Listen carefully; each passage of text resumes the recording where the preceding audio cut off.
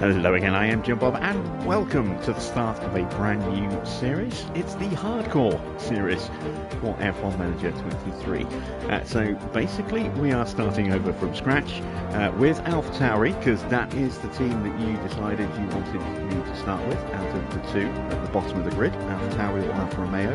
I put the choice up on the channel over the weekend, and you voted in record numbers. And yeah, you absolutely wanted me to do Alpha Tauri and show Horner how it's done, with 80% of the votes out of 125 votes. So thank you to everyone who participated in the vote. Your choice has been made, and we are going to be cracking on with a brand new career of Alpha Tauri. So there are some additional rules that I hinted at, and I've been giving them a bit of thought, and these are the new rules that we will have to follow, as well as obviously being on hard development. So the race development and racing and car development will both be set to hard right from the very beginning. We cannot poach any staff from Mercedes, Ferrari or Red Bull for at least 2 seasons. From season 3, then we can start looking at poaching, but for the first 2 seasons, cannot touch those 3 teams. When it comes to hiring our drivers, we cannot hire anybody who is over the rating of 85 or anyone who is over the age of 26. Those are the 2 limitations that we have. Obviously, that does not affect our starting lineups, but those are the restrictions I'm putting in place. So when we get another driver, they can't be older than 26 years old, and they can't have a higher driver rating of 85. Obviously, we can develop them past that point, and they can age past that point once they're on our team, but those are their starting maximum requirements. We can also not replace anybody if they have 2 or more years on their contract. Once they get down to just a year left, we can buy out that remaining year, but we can't replace them if they have more than that on their contract. And as a bonus objective, one of the drivers we are going to try and sign at the earliest opportunity is Oscar Piastri, because I want to see if I can make Oscar Piastri a World Drivers' Champion with Tauri. So those are the little additions to this to make it a more hardcore series, and let's go ahead and get started. Formula One, the pinnacle of motorsport. Red Bull took... It was a disappointing end to the 2022 season for Alpha Tauri, leaving them in 9th, their lowest finish since taking on the new name. But they can't afford to dwell on disaster if they're going to battle their way back up the standings. Now, with the signing of Nick de Vries alongside returning driver Yuki Tsunoda, it's time for Alpha Tauri to shake off last year's troubles and prove they've got what it takes. Okay, so our starting team is Alpha Tauri, as you can see. Our starting balance is medium, which is quite nice. Gives us a little bit of flexibility when it comes to, upgrading our car, upgrading our facilities. As you can see, our car performance is 9th out of 10 on the grid. The only car that's worse than ours is Alfa Romeo. That's not by much. Our headquarters are not bad, 7th. Our staff performance is okay, 7th. There's room for improvement there, but obviously we have those initial restrictions as to how soon we can buy someone out of their contract. And our driver performance is 9th, so we don't have a stellar driver lineup. So a bit of work is required.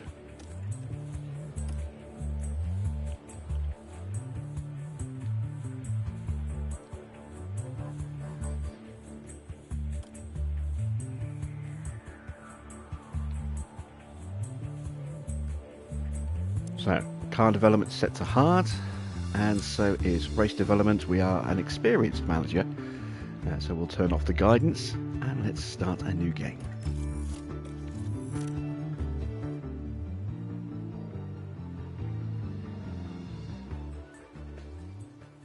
So good evening to everyone in the chat. Mr. Water, John, Marcel is here as well. Good to see you.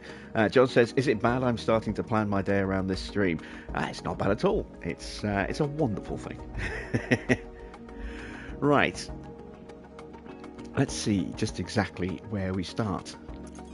Let's get our email out of the way first of all. Welcome to Alpha Tauri. Very exciting to have you on board. Yada, yada, yada. Thank you, Audrey. Right. These are our drivers, Nick De Vries, Yuki Tsunoda and Liam Lawson. I am going to be replacing Nick De Vries when his contract expires at the end of the season. At the moment, we can't sign Oscar because he thinks we're shit, and therefore it turns his nose up at us and will not join us. Hopefully things will change by the end of the season. Yuki, I'm in two minds whether or not I want to renew him, and we are going to try and improve Liam Lawson this season with a view to him maybe taking over from Yuki next season. We shall see. Sir Ardub has joined as well. Welcome, Sir Ardub. In terms of our staff, we have Jodie Eggington in technical chief position. We have Dickon Balforth as our head of Aero. Pierre Hamlin, who is out of contract at the end of the season and is someone I do want to replace. And Matthias Spinney, who we can't replace because he still has 3 years on his contract. So we can't do anything until he gets down to a minimum of 2 years left on his contract. A maximum of 2 years left on his contract. And then we can buy out the final year by replacing him the following season. And we got Marco Peroni as our sporting director, who's actually pretty decent. I'm probably going to stick with him throughout. We shall see. We also have our car facilities, level 2 factory and design centre, level 1 wind tunnel, CFD and suspension, and a level 3 car park test centre, which is quite nice. In terms of staff facilities, we have a level 2 team hub and race sim, a level 3 scouting department, which is going to be useful for getting info on other drivers and staff, etc. And operationally, we have level 1 boardroom, hospitality and weather, and nothing else. So let's start by immediately building what we know we're going to need. We're going to need the helipad because we want to improve our income. It's currently about 2.1 million per race, which is rubbish. So we need to start improving our payouts with the helipad. The memorabilia room is going to help with morale, which will be fluctuating a little bit in the early days when our team is not that good. And also we want to make the team more attractive so that we can get the staff and drivers that we want, like Oscar Piastri. And the tour centre will also give us a nice little extra bit of passive income, so we will go for that as well. Please elaborate hardcore career. I mentioned it all at the very beginning of the stream. I will mention it again once we get into practice. Just want to get us started first of all, though. I also want to upgrade our race sim. That's going to be hugely important. It's us developing these drivers as quickly as we can. And same for the staff. If we're limited to to certain staffing, then obviously we want to make sure that the staff we do have are going to improve quickly, or as quickly as possible. Make them a bit more viable. And let's get started training our pit crew as well. So this is their current training schedule. I am going straight for pit stop speed. I figure that's going to be hugely important for us at the end of the season. Having fast pit stops will hopefully give us a nice big financial boost for the following season.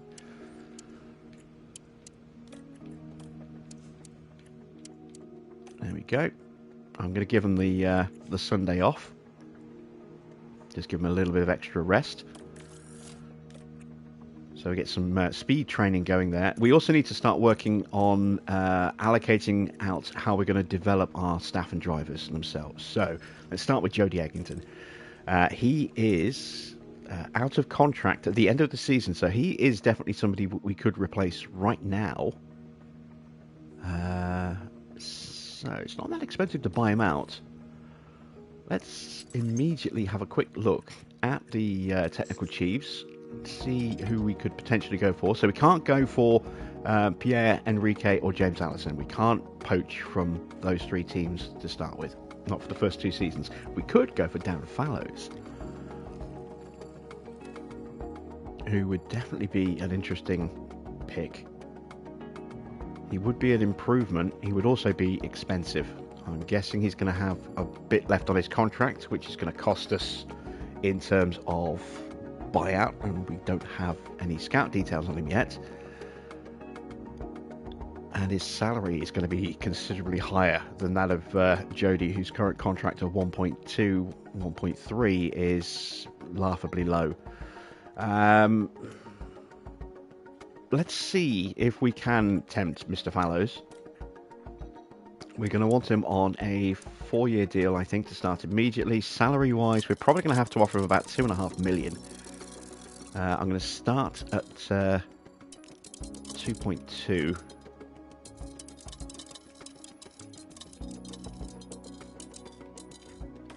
We'll give him a 220,000 signing on fee.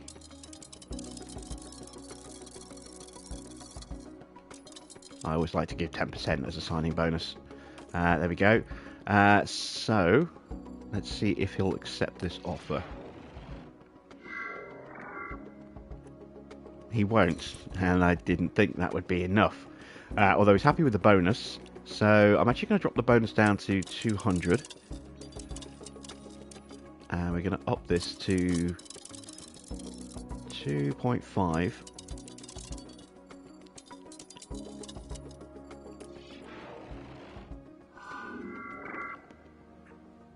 And that's still not enough. Okay. Let's go 2.75, and that's probably as high as I'm going to go.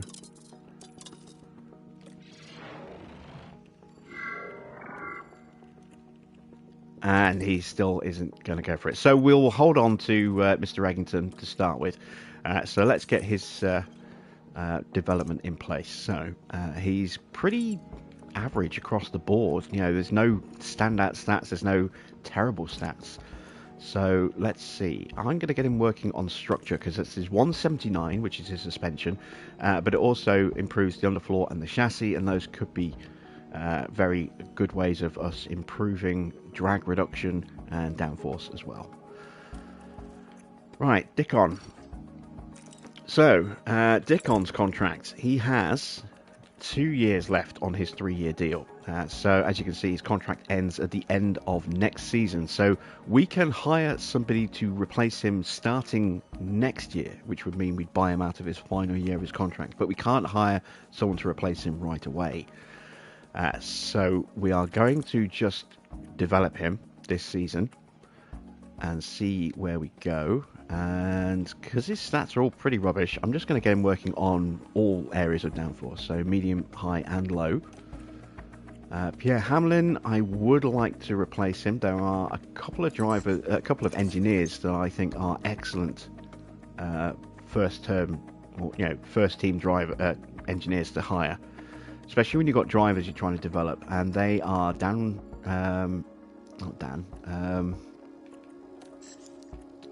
Josh Peckett and Ben Michel, because they have a very high stat in terms of composure, which helps reduce the amount of loss and improve the amount of gain in drivers' confidence ratings. So I'm going to try and sign Ben. Now, he is going to be very expensive. He is going to be about 1.5 million minimum, I would think, but he is going to be worth it. And we're going to try and replace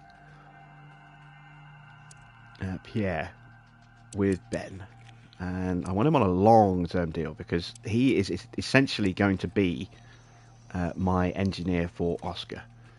And I want him to really keep Oscar's confidence as high as possible, which is why I'm going for this particular engineer. So I'm going to start at 1.5 million because I'm probably going to need to actually go higher than that. There we go, and we'll give him a 10% bonus, so 150k.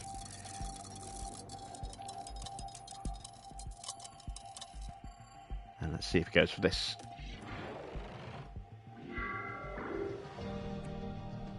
Okay, he doesn't want 5 seasons. And that's not enough for him either. So let's drop that to 4 seasons. Let's go up to 1.6. And we'll give him an extra 10 grand on his signing bonus as well.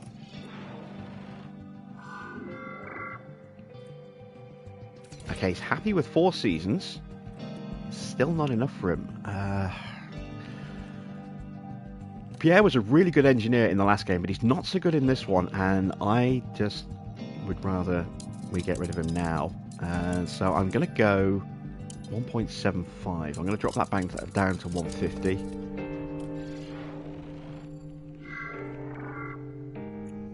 And he will take that. So we will hire him and replace Pierre Hamlin. Obviously we can't get rid of Spinney for a while. But we may well keep Spinney going forward.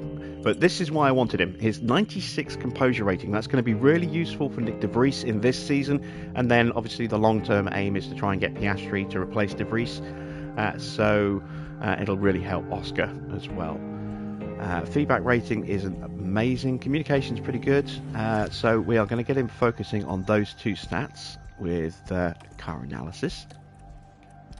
Matthias Spinney, he's got decent composure, his decent feedback, his communication needs a little bit of work, but it's not too bad. I want to work on those two skills. I want to keep getting that composure up to help Yuki, so we'll go with responsiveness training. And for Mr. Perrone, we are going to look to boost his training and leadership, which are both not great, so we'll go with drill planning for him. Right, that's the staffing done. Let's go to the drivers. Nick de Vries, his stats, pretty average there. Good accuracy, good smoothness, not great control. Okay in these stats down here. So we want to try and boost his control and ideally his pace stats as well. We can do cornering, braking and adaptability there, but that doesn't give us control. I don't think we can actually get control in anything that might be overly beneficial. We could improve his braking and control, but I think working on his pace stats is probably a little bit more important, so we'll go with that. And as for Mr. Snooder, he is pretty good across the board. You know, nothing majorly high, nothing majorly low. He's got very good accuracy. We are going to work on his pace stats because they are just below 80. So we'll go with pace short run for him as well. And Liam Lawson has, again, average pace stats. His smoothness is bad, but he's not going to be running for at least a season, maybe two.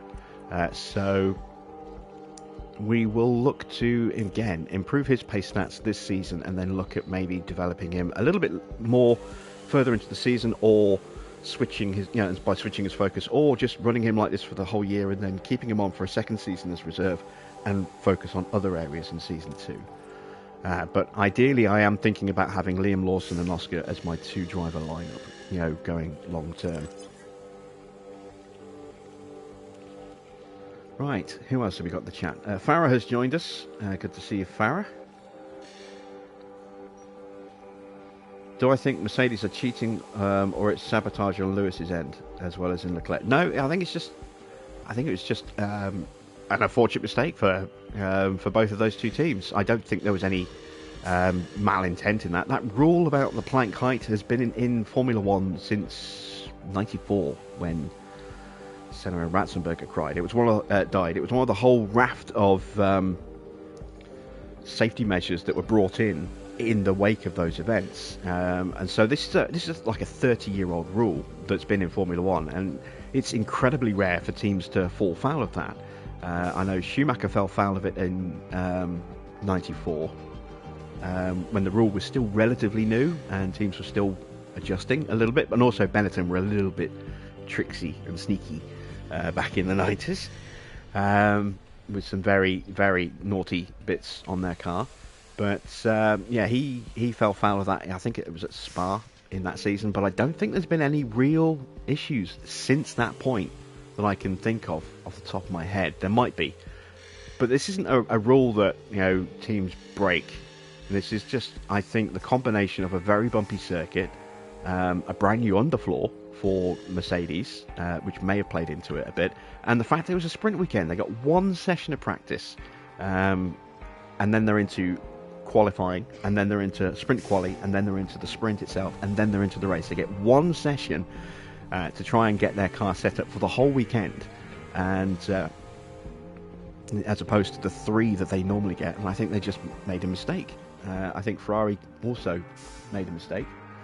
I don't think there was any malice or cheating, involved in that at all. I think it was just an unusual error.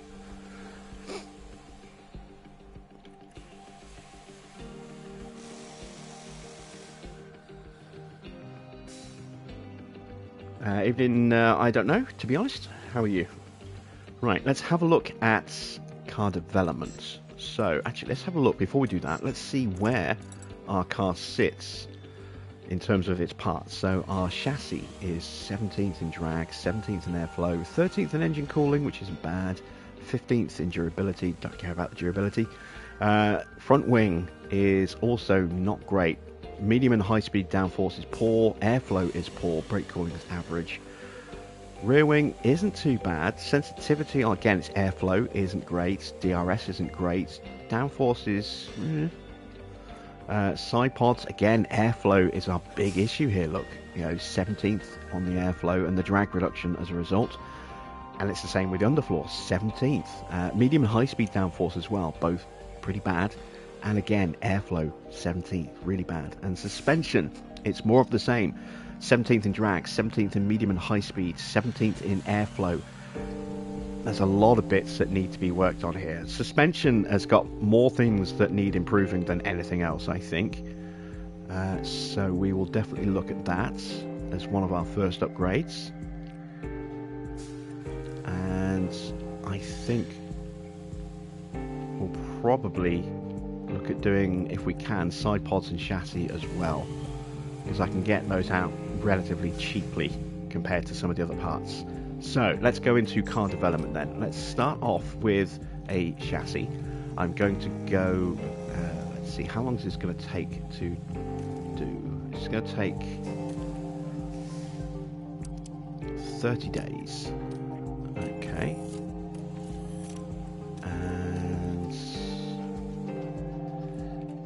Actually, I'm going to try and get all 3 done, so yeah, it doesn't really matter on that. I'm going to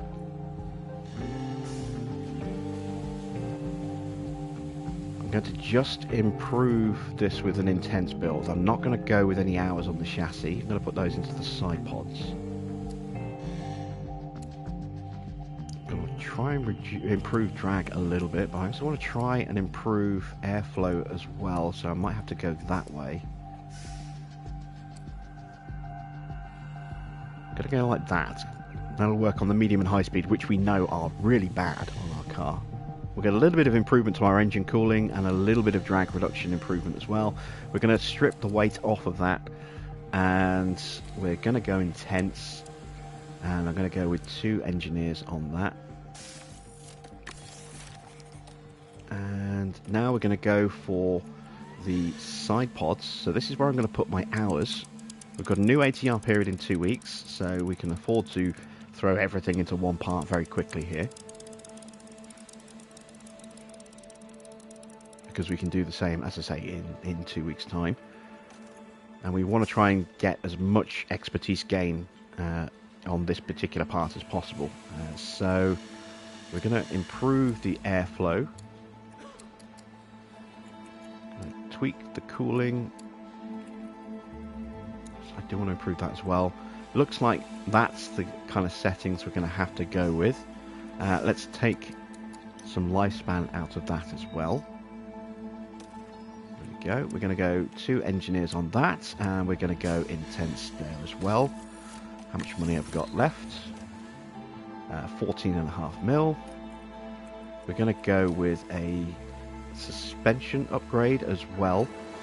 And once again, we're going to go intense. We're going to go with 3 engineers on that. And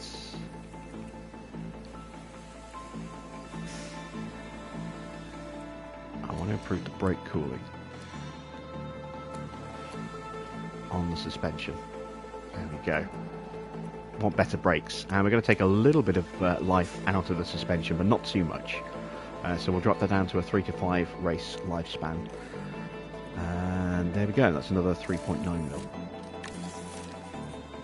Alright, so we have 10.5 million left. That is probably slightly less than I need. It is. It's about 1 million too short. Okay, but we can work on upgrading the wind tunnel or the CFD simulator. And I'm going to go with the CFD just because it affects more things by one than the wind tunnel. So we'll throw a $10 million upgrade onto our CFD simulator. That'll take 48 days, so a month and a half-ish. And there we go. That is the first bit of stuff done for our team. Got a new helipad. Let's see if we can afford to upgrade it again. We can. Excellent stuff. Just. Memorabilia room. It would be nice to upgrade that, but we don't have anywhere near enough money for that. Welcome to the 2023 season. Brand new season, blah, blah, blah. Last year saw Red Bull, blah, blah, blah, etc., etc. Thank you very much. Key staff. So, the only change is that we have got rid of Pierre, and we have hired Ben Michel to partner up with Nick de Vries to try and improve Nick de Vries' fortunes this season a little bit. Sponsor obligations. Let's have a quick look-see. So, we have Nick de Vries making 18 media appearances this season. Oh, great. So the driver with a not great control rating is going to lose control for 18 race weekends. Oh, Christ, that's a lot. 1.4 million sponsor money. That's not a lot, really, for that. Driver appearances. Yuki Tsunoda is going to make 17 media appearances and is going to have his development pause for those 17 weeks for the 4.5 mil. That's not ideal, but it's not too bad. Memorabilia room, we've got 20 days of morale boosting being paused for 116 grand. That's fine. I never really worried too much about maxing out the memorabilia room. There's scope to actually put more on that next season. And race hospitality, 5 race days. Our pit crew is going to be decreased slightly in terms of its performance for another 116 grand. It's only 5 weekends, which is good. It could have been worse. But there you can see in the bottom right, funding schedule, income per race is 2.18 million, which is not a lot of money. So we are really going to have to stretch that as best we can to try and boost this team up this season.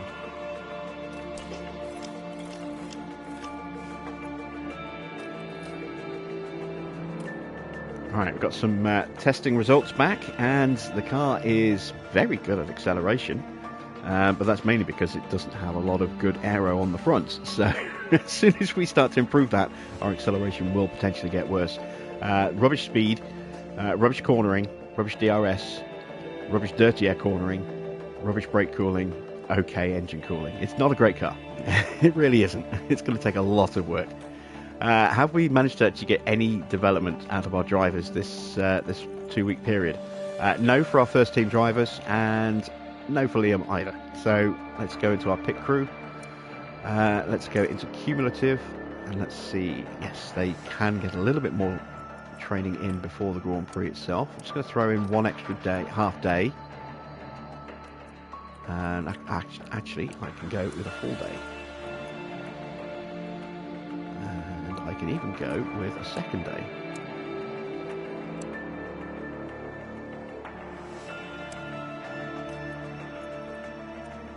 But nope, a second day is too much. That's going to trigger us going into weary, which boosts our chances of a mistake from 13.8% up to 35.75. That's way too much.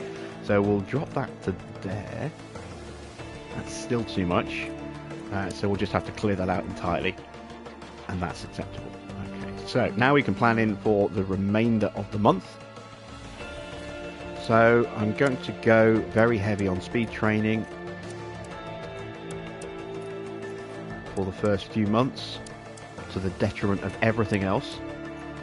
I want to get those pit stop times down because we're still going to have some mistakes, but this is a great way for us to potentially gain positions in pit stops, and also, at the end of the season, if we're quick, then we've got a good chance of actually earning some decent money from the competition as well. And that's way too much training there. You can see we're at 58%, so let's strip that day out completely. And that's okay, so we can go with that. Let's start the next week with the same training breakdown.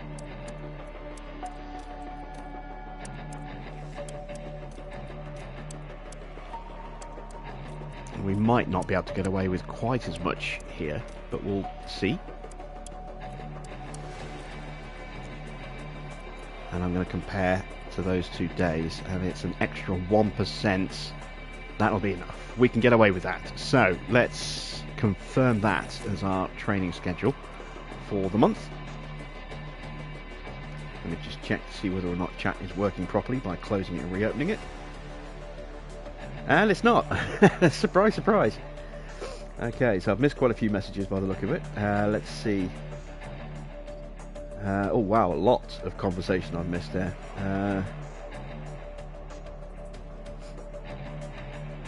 Evening Saradub, if I didn't say hello earlier. Evening Baron.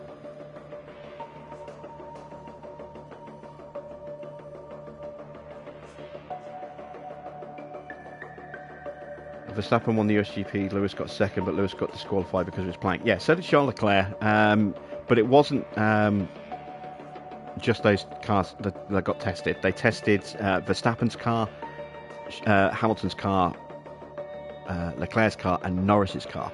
And it was Leclerc and Hamilton were the two that were found to be breaching that regulation. The other two were fine, but they tested the top 4 cars.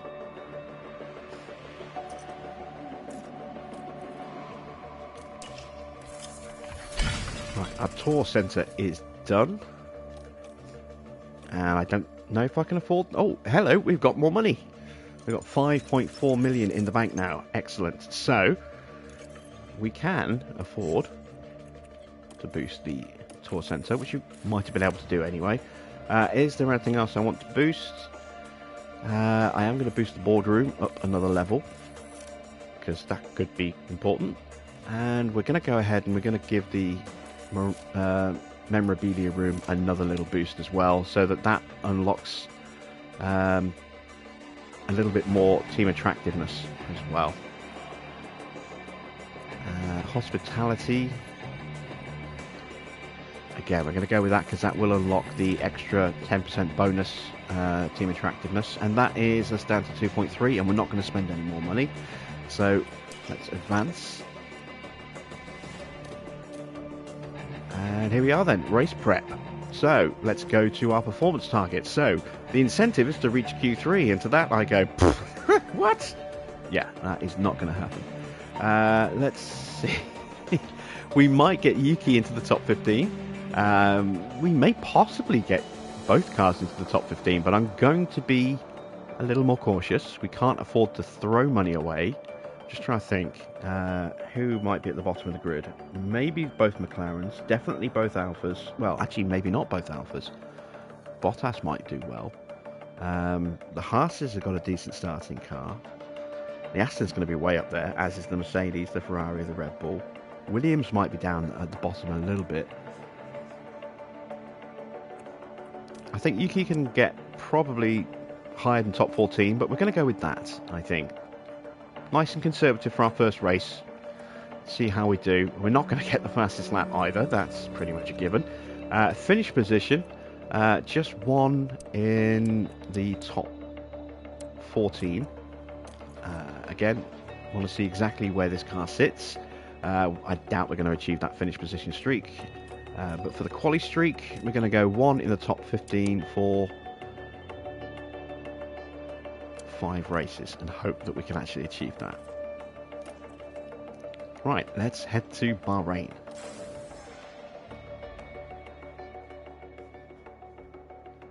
Welcome to Sakhir. Doesn't it feel good to be back? As we start a brand new season, the slate is wiped clean, and all 20 drivers prepare to make an instant impact ahead of an exciting year. Bahrain is known for high tyre degradation, as the asphalt here is so abrasive. The drivers are facing many low to medium speed corners, and any heavy braking will inevitably take its toll on the tyres. There's now a rookie on the McLaren team, which is both an opportunity and a challenge. There's nothing like a race weekend in Formula One.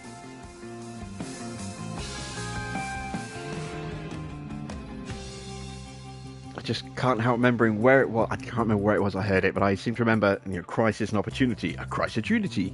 It just makes me think of that. And, a challenge and an opportunity. A chalatunity, I think. That is what we are going to offer to Piastri if he signs for us at the end of the year. A chalatunity. Right, let's get our cars out on track nice and quickly. I am going to put in Liam Lawson alongside Nick De Vries for the first session. I'm going to go with soft tyres on both, 17 lap runs, drop those pace stats down, and let's start with a 5, an 11.5, a 6.4, a 3.15 and a 0.05. That'll be Nick De Vries' setup.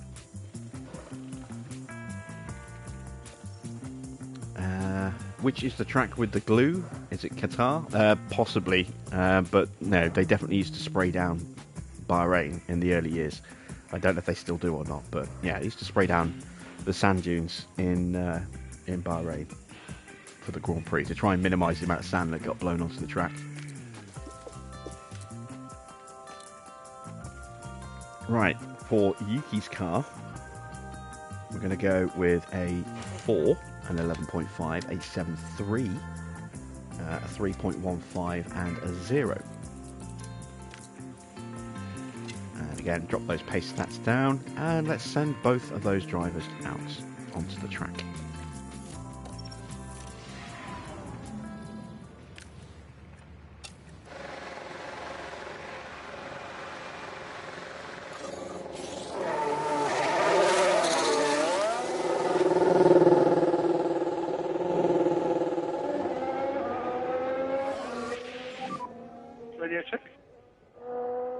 Radio check loud and clear. Yeah, copy same.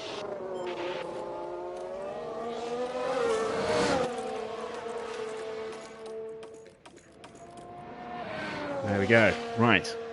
So, while they're doing their first couple of laps, let me go through the additional rules for this hardcore series, because I know that was asked. So anyone who's just joining or missed the very beginning of the stream, these are the bonus additional rules that I'm implementing to make this series a little bit more hardcore than just we're racing on the hard settings. So, obviously the race and development settings are set to hard, that's a given. There are some rules as to who we can sign and how we can sign them. So, we cannot replace any staff if they have at least 2 years on their contract. So, as you saw when we were looking at Matty Spinney, he's got 3 years left on his contract, so we can't even begin to think about replacing him. However, next season, when he has 2 years left on his contract, then we can then look at replacing him by offering someone a start of next season contract. So we can effectively buy out the final year of the staff member's contract, which is what we did with Pierre. He had 10 months left in his contract. We just did a straight replacement. But yeah, we can't replace anybody until they have a year left on their contract. So we can either do that in that year or put a next year deal in the previous season, so that when it gets to their final year, they're either with us or they're gone. When it comes to signing staff, we cannot poach any staff from Mercedes, Ferrari or Red Bull for the first 2 seasons. After season 3, we will reevaluate that. I'm hopeful we'll be a little bit more competitive there by that point, but we shall see. When it comes to replacing drivers, the maximum driver age of a driver when we hire them cannot be higher than 26, and their maximum driver rating when we hire them cannot be above 85. Now that immediately rules out drivers like Lewis Hamilton and Fernando Alonso, Valtteri Bottas, high rated old drivers. But there are other drivers who will fall into that category as well, such as Carlos Sainz and potentially Charles Leclerc as well. I think he's 26, 27. But his driver rating is obviously much higher than 85. So it really limits and prevents us from just going after the top talent and just doing a super Tauri and hiring Alonso and Bottas in season 1 and just blitzing up the field. Not allowed to do that. Did I hear the cheer? Yes, I knew it was coming. And one additional objective, not so much a rule but a bonus objective, is I want to sign Piastri and make him a world champion. Piastri is one of the worst rated drivers in this game. So I think that's just an additional little challenge, is to get him in our team and try and make him a world champion. And that is the bonus kind of regulations that I've applied to this season. Now, obviously, they will be a little flexible from season to season. We will keep adjusting and tuning things how we need to make sure that it stays hard. If the series starts getting a bit too easy, we will look at imposing harsher or even more additional restrictions. But that is what we're going with. Right, I'm going to have a quick scroll through and just check back the earlier parts of the chat that I might have missed.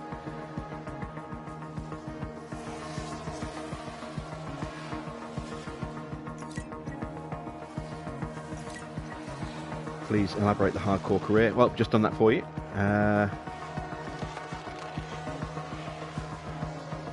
AlphaTauri is really rubbish in the game if compared to its sister team. Well, yes, but they are in real life as well. So, what else have we got?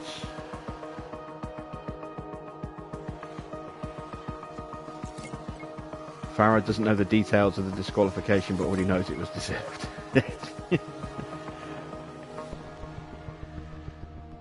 How was my weekend? Asks Baron. It was good. Thank you for asking. How was your weekend? Packins is here. Welcome, Packins. Very stable. Understood. Be careful with pit crew training, as they tend to get more tired than shown. Yes, that's why I start using the cumulative thing. And hello, by the way, Derek. Alright, I think we're all caught up. Let's take a look at the feedback from our drivers. We've got 97% for Nick De Vries, that's good. 75% for Liam Lawson. So, Sonoda's car needs a bit more work. Now, normally when I'm doing reserve drivers, I like to pull them in early to save wear and tear. But because this is the first race of the season and we need to get that car knowledge up ASAP, we're going to just do the full-length runs for Liam in this session, because Sonoda's going to be running for the entire session in practice 2 and 3, so he'll get his track knowledge anyway.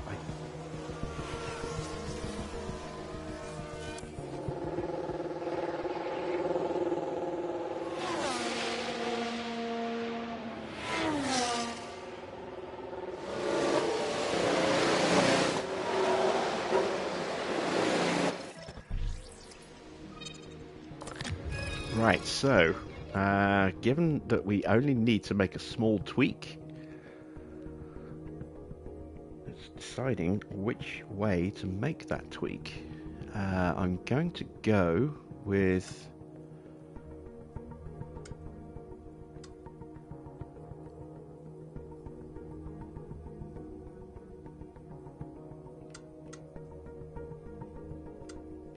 that and see if that works. Let's take a look at Liam Lawson.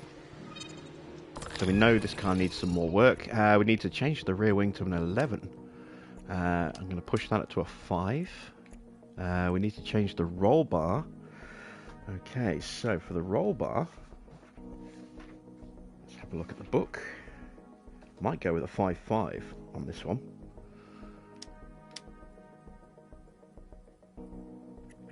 So let's see, I've got a 4.5, 11, 5.5, 3.45, and a 0.6.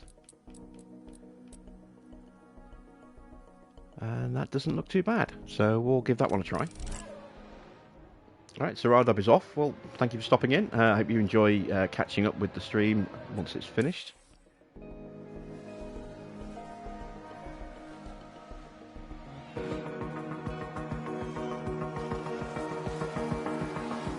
Evening, Tector.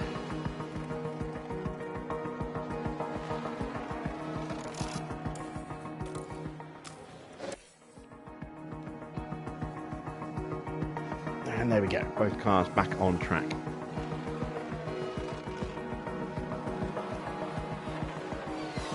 And stupid me, I left my window open when I turned the light on, and now I've got a gnat buzzing around in the room somewhere. It keeps popping into my field of vision, annoying me. No idea where it is right now. But when I see him, he's getting squished.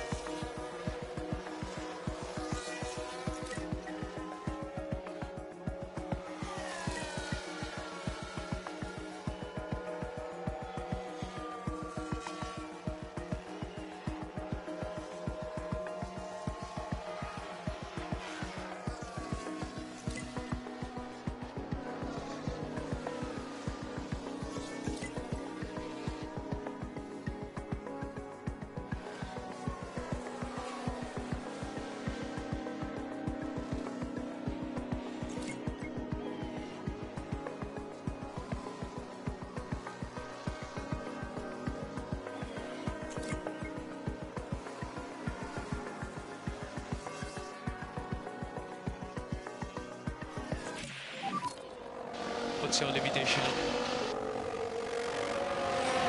Yeah, Ricardo will be too old. He is above the age of 26, so falls outside of the range of drivers that we can, or the pool of drivers that we can sign.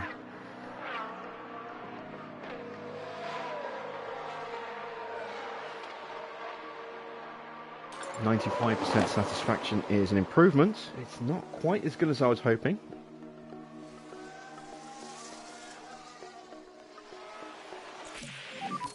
Let us know your comments.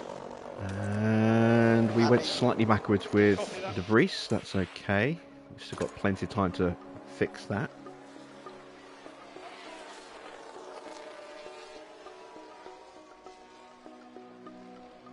Once the stream is done, I will, of course, put the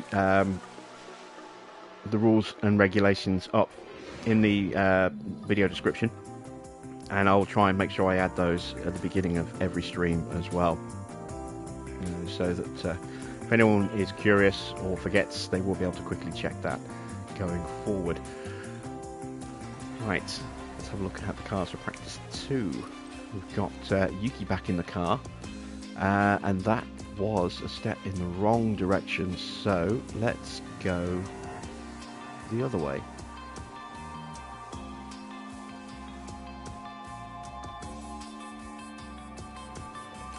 Let's try that.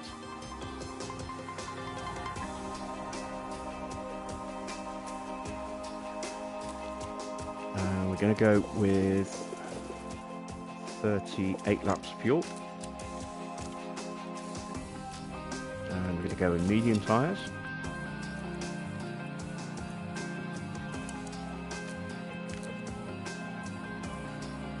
Okay, so 4.5 is not the right front wing.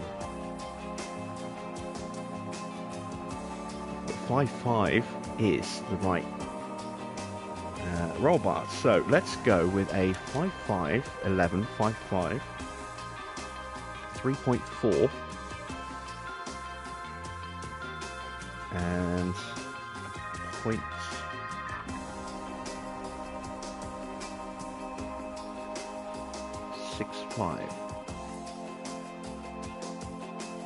That might be a touch too much. Let me try. No, it's just not, is it? Just wary of that. Okay, let me try doing.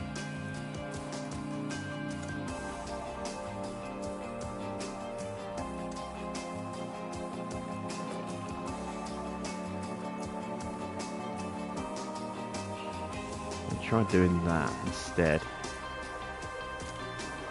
See if that works. Again, we're going to go with enough fuel for the whole session. medium tyres as well. There we go, and we'll send them both out.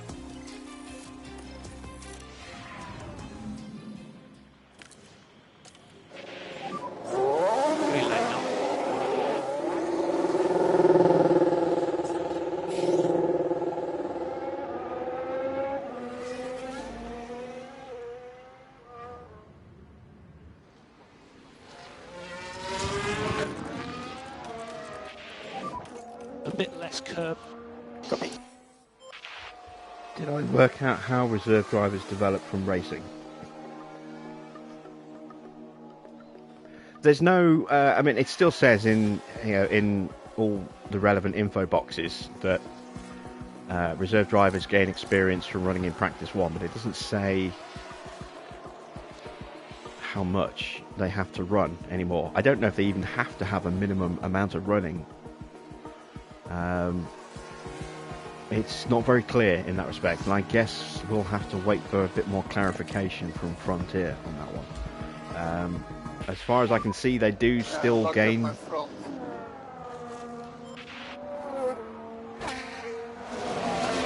do still gain experience if they run in practice 1s, but again, it doesn't say how much. There's no, if it's like a lot more or just a touch more. So there's no real way of knowing at this stage whether or not the driver is going to develop considerably faster if we throw him into every FP1 against throwing him into the odd FP1 here and there. But I would imagine theoretically they should. So we are going to try and put our reserve drivers in FP1 as often as we can, excluding sprint weekends.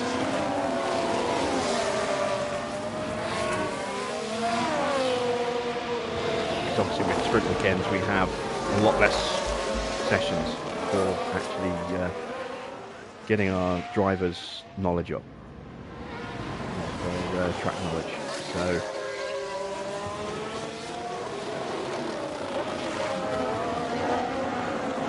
all we're passing on is car park knowledge, not track knowledge with a reserve driver.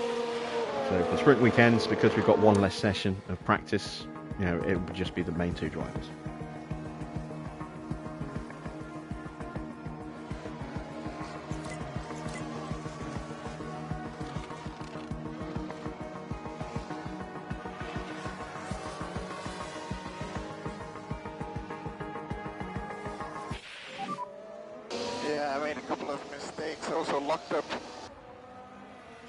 Yeah, that's 2 lockups in 18 minutes, less than 18 minutes. It's not a good start to the session there, Mr. Nick.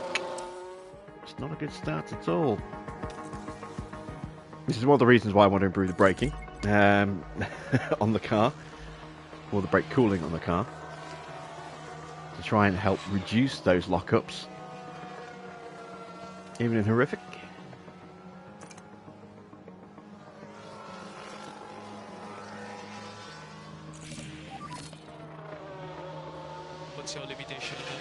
We've gone backwards even more with Nick De Vries. We've gone down from 97 to 96 now to 95, and we have gone up slightly with Yuki from 95 to 97. How's the car?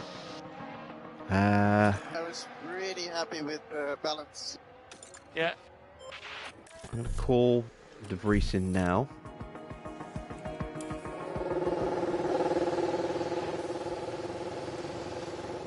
See if we can figure out where we're going wrong on this one.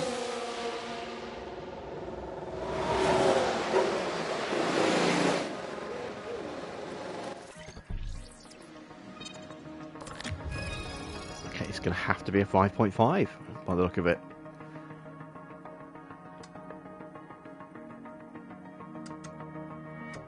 I'm going to push that up to a 3.2 and drop that back down to a 5. Does that give me enough wiggle room here? Does. Could it be a 3.25? No, that's too much. We'll try that.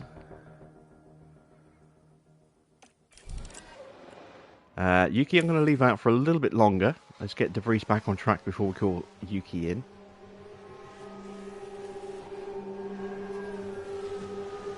So that we are still getting car part development, improvements.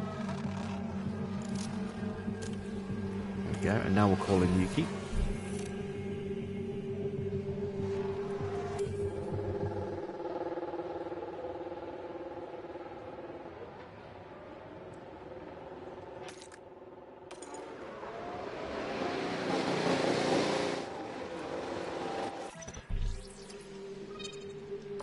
And again, we just need to find that little bit on the front wing. Gonna go with a 5.5. Pull that back like that. I'm also gonna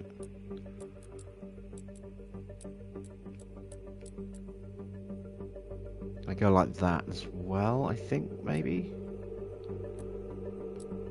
I'll leave it there. See if that works.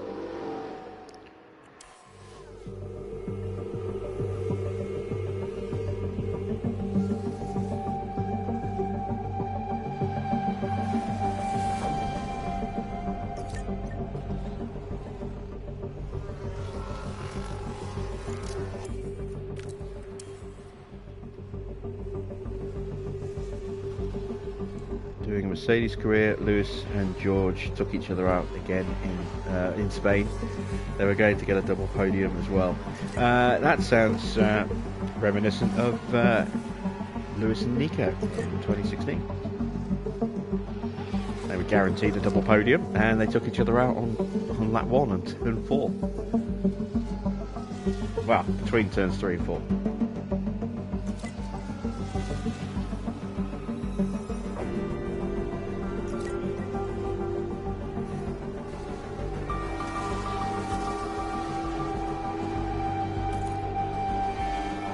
Evening, Turf. If I'm struggling with Nick De Vries, try replacing with Ricardo. We cannot, because of the rules of the series. Do not allow us to sign any driver over the age of 26 or with a driver rating of over 85. So, yeah, even if I wanted to, which I don't, we couldn't. How is the car?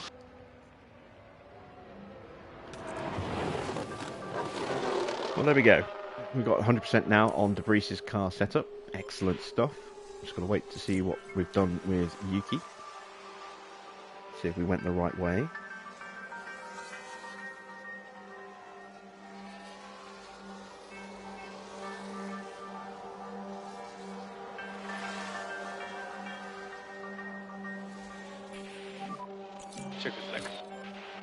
And 99%, so I did need to move that that toe, that one little click. That's fine, that's an easy correction.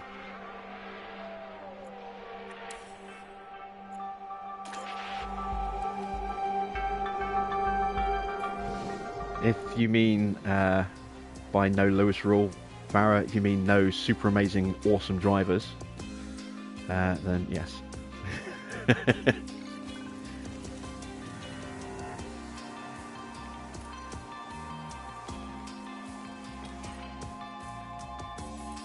There we go.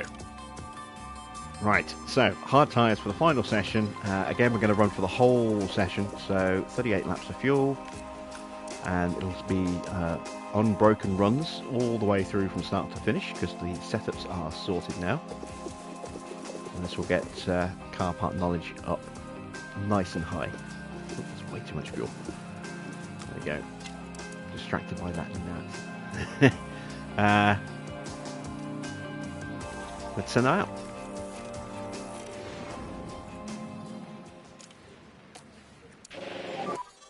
2, 1, should be green.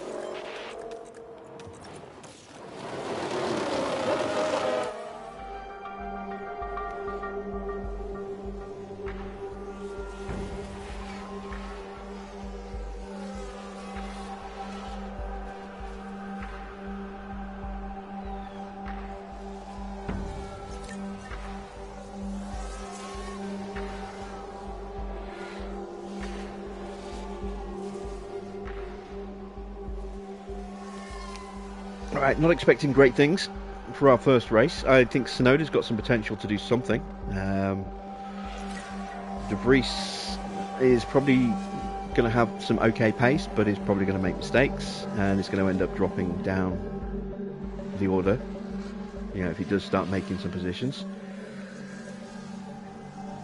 Hopefully those mistakes will be at a minimum for both drivers, because Yuki's not immune from mistakes either.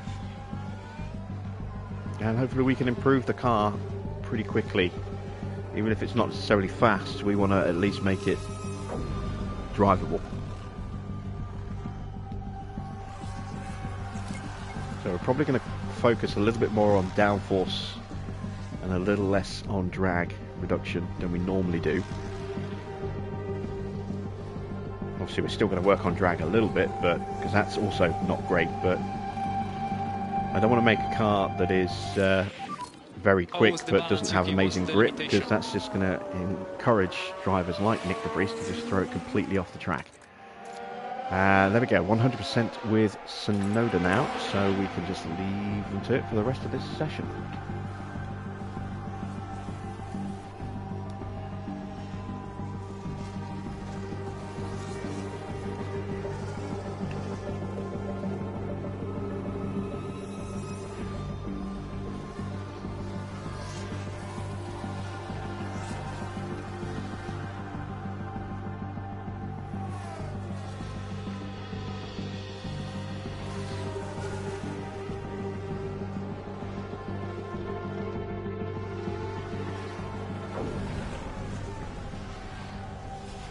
I'm certainly expecting, with this new harder difficulty setting, I'm certainly expecting the racing to be harder with a car that is not very good at cutting its way through traffic.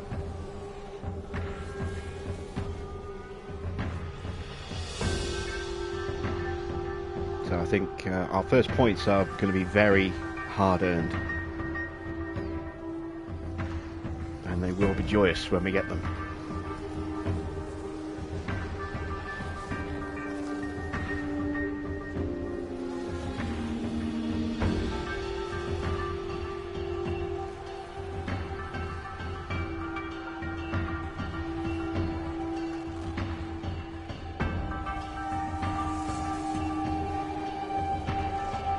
Because we haven't done a lot of racing with these new hard difficulty settings, or at least not a huge amount with a car that isn't particularly good, that's another reason why I didn't want to go ahead and just immediately say that we have to have rookie drivers, because I don't know how much of a handicap we're already going to have by having a rubbish car against these new high difficulty racing settings. And with the higher difficulty car development settings, it might be a while until it's no longer a rubbish car. So we'll take another look at that rule at the end of Season 1. But we probably won't introduce that till the end of Season 2 or the end of Season 3, depending on how quickly we can start improving. Check reflect.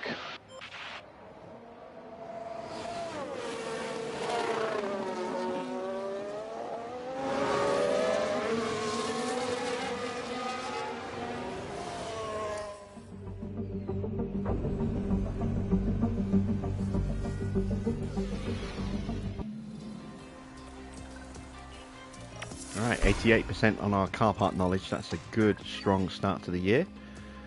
And we've got Nick De Vries into high confidence, Yuki just into very high confidence. Nice. Hello and welcome to the much anticipated qualifying session. Bahrain's track is dusty and abrasive, and even under the floodlights, qualifying is tough on soft tyres. Teams will need to use their tyre allocations wisely. And in terms of the driver we've got here, Nick De Vries, how do you think he's feeling at this moment? It's obvious that they're feeling confident today, and that's sure to be an advantage. I'm keen to see what they'll manage here. There's not much left to say, so let's get into it.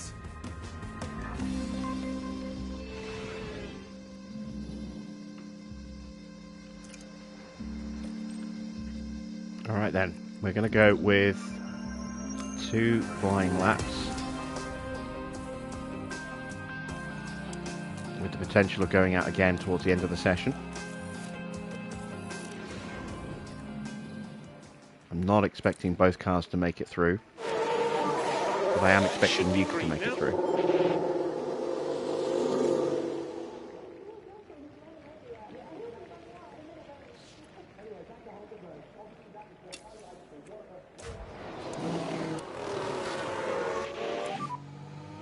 good braking where you can. Just warm the brakes. Yeah, copy.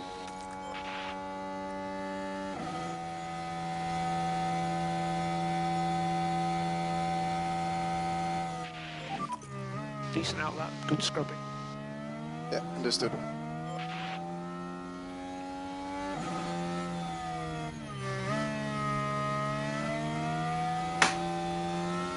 Got him.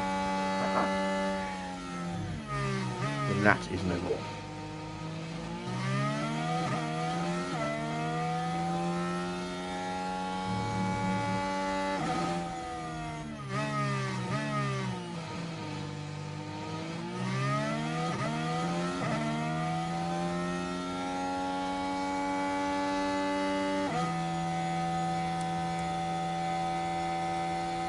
This is one of the things I don't understand about the generic driver helmets. Alpha Tauri have got a very clear design philosophy, which is to slap their logo in, on the entire side of the helmet, as you can see. And yet the generic helmet does not have that there, and it just makes me wonder why not. Straight out, track is clear. Doesn't need to have all these different sponsors and stuff on it, because obviously some of those are going to be personal ones. It doesn't need to have a name on it like Yuki's does at the back there. But it should have the Alpha Tauri logo on it somewhere. You're good to go.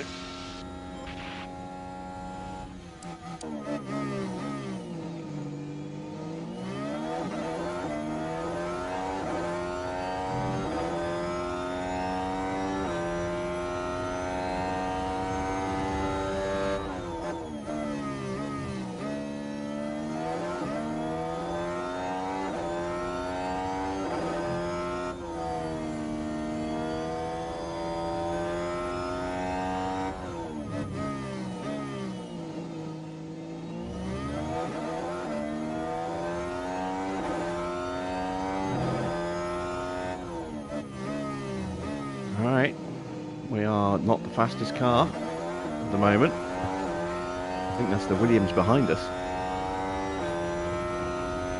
Probably because it's close enough to get a slipstream off the back of Sonoda here.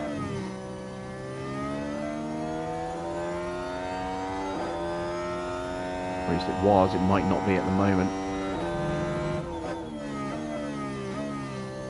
Yeah, Yuki stays purple in the middle sector. I doubt the Vries is going to improve on that, but you never know.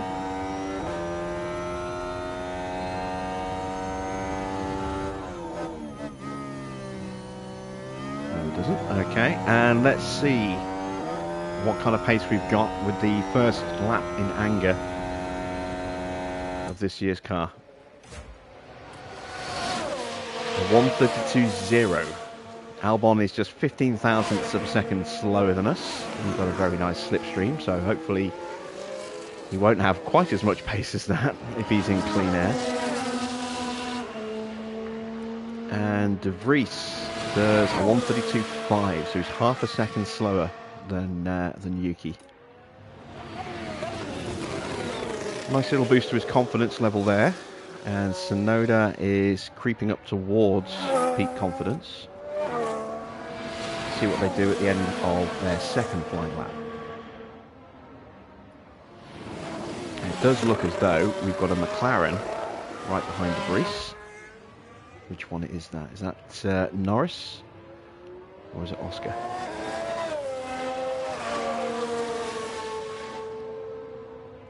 I think that's Oscar.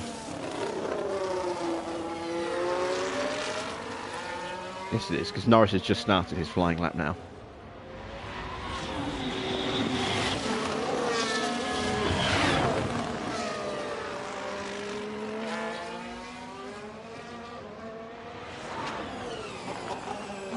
So they're about a second off the pace of Hamilton, who himself is going to be at least half a second off the Red Bulls and Ferraris, There is Norris possibly in front more. of you. Recharge off and push.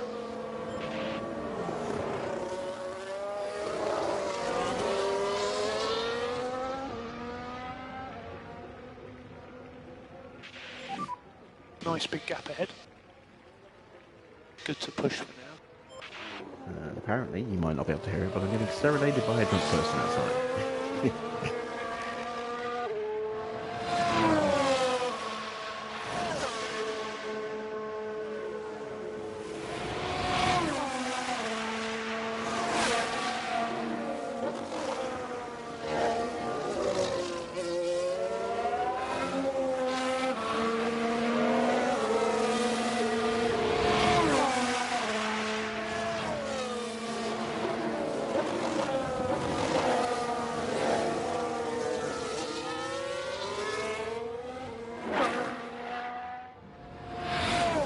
Right, De Vries is improving in the first sector. That's good. Also expected, given how low its starting confidence was. See if we can keep that going through the rest of the lap.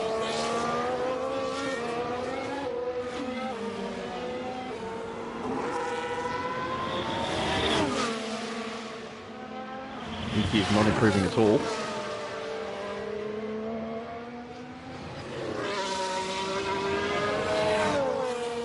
But he will get a little bump of confidence for completing a flying lap at the end of this run. There we go, flying lap completed. Nick is on for a very nice confidence improvement on this lap here. This might get him into peak confidence here. Flying lap and personal best final sector. And it does, there we go. We're P9. And that closes the gap to his teammate to about 2 tenths as well, which is quite nice. Copy that. So let's get the drivers back to the garage. And let's see what kind of pace everyone else has got. De Vries is already staring down the barrel of elimination here. Yuki is potentially safe.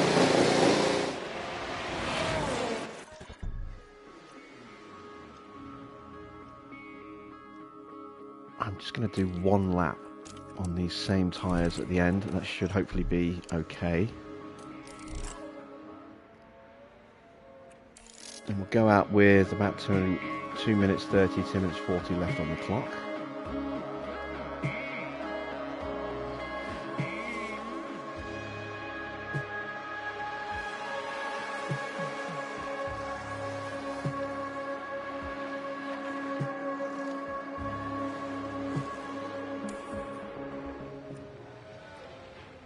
Yuki is not as safe as I would like. If Sargent finds a 10th, then he's jumping. If Norris improves, if Albon improves, they're jumping, and Tsunoda's in the drop zone.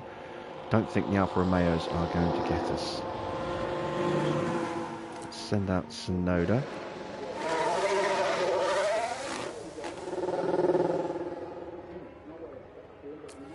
Now we'll send out De Vries. Right behind the Alpine. There we go. Just warm my tyres. Okay.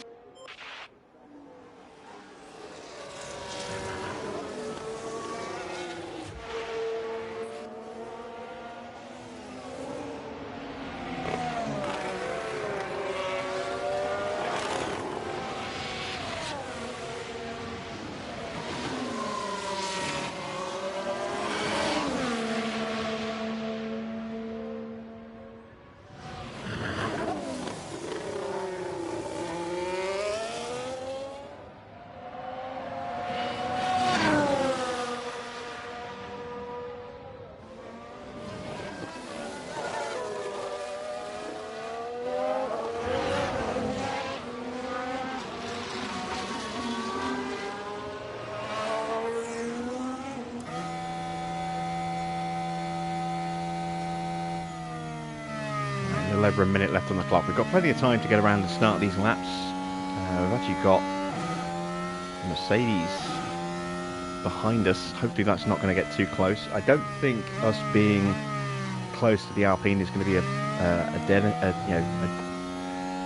negative impact on De Vries's lap. It might help him in the first sector, and then I think he'll be out of DRS range, or out of dirty air by that point. Right. Come on, Yuki. Oh, his confidence has gone down a bit. Let's see an improvement this lap, please.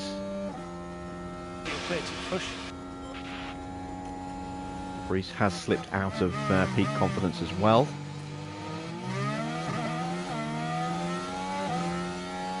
Let's actually ride on board with De Vries because he is the one at risk at the moment.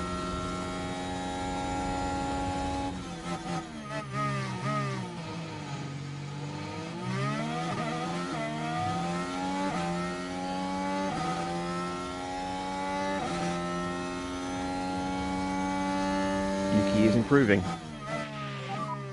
Checker flag. Nick is not.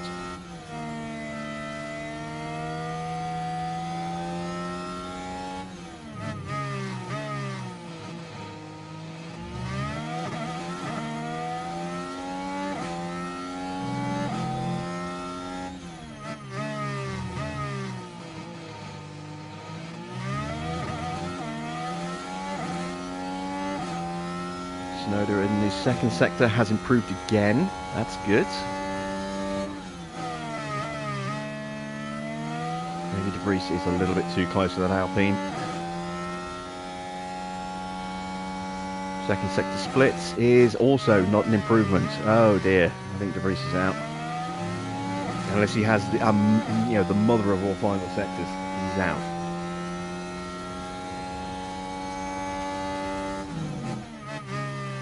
And Yuki finishes 13th, but does improve his time.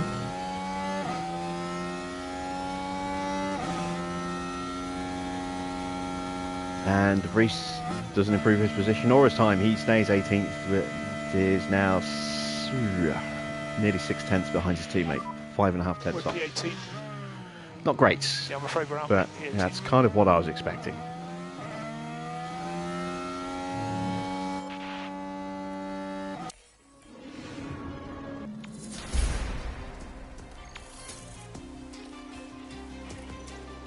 Right, so what can we do with Yuki in the next session? We'll start with a 2-lap run on these tyres. It'll be slow, so we're just going to whiz through those laps.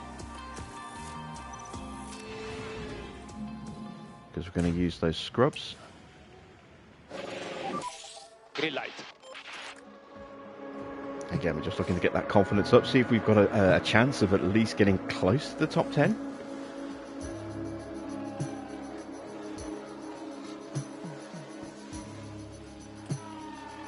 .132.3, that is slower than his first lap in the last session.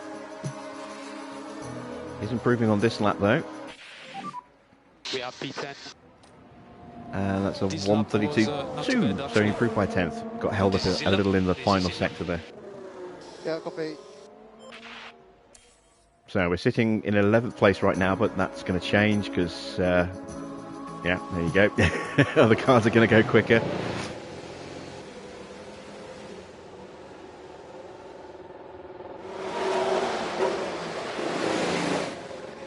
And I'm going to throw on a new set of tyres, still stay with 2 laps and just throw them straight back out. See if we can, maybe, get at least up to sort of 12th or 11th. Got to find half a second really to get it to the top 10. That's a big ask.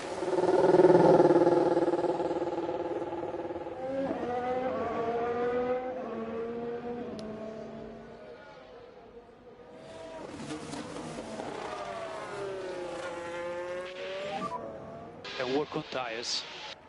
Okay.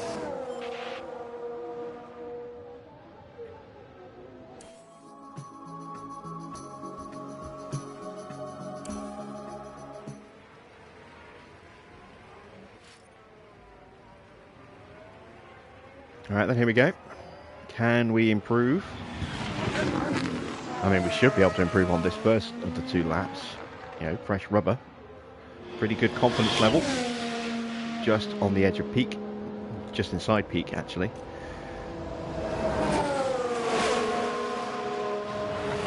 A little bit of clean air. Might have a Williams in the way. I'm not sure if that's on a flying lap right now. Or on an outlap. I think it's Albon on an outlap. So he should dive out of the way as soon as we get through turn 4 here.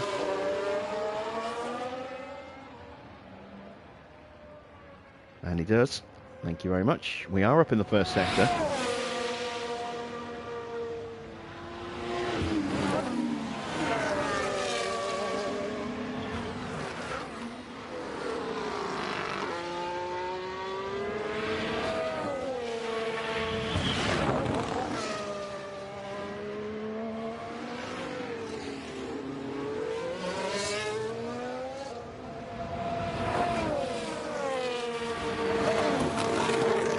Middle sector split.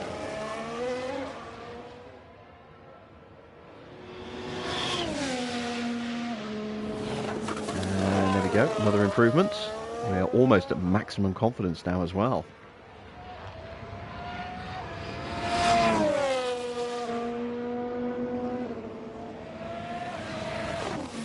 No idea how much we're up, I just know we're up.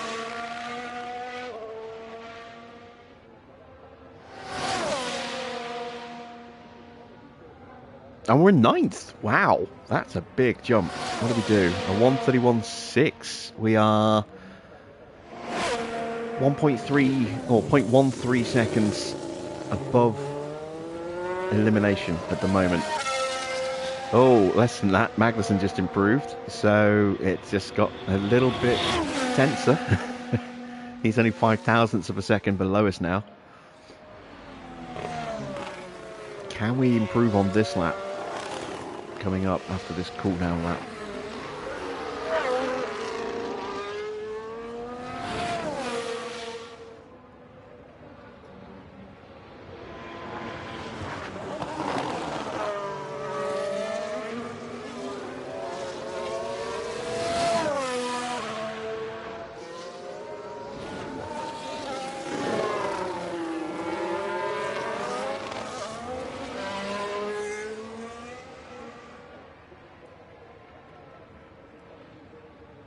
Moving out the way of Albon.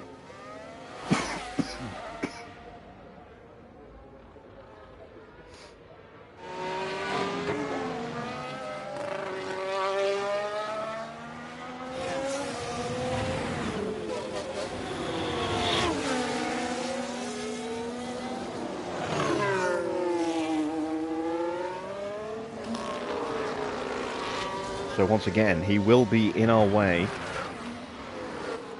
on our flying lap. That Mercedes will not catch us in time to make us move out the way, so we haven't got to worry about pulling over and ruining our lap for him.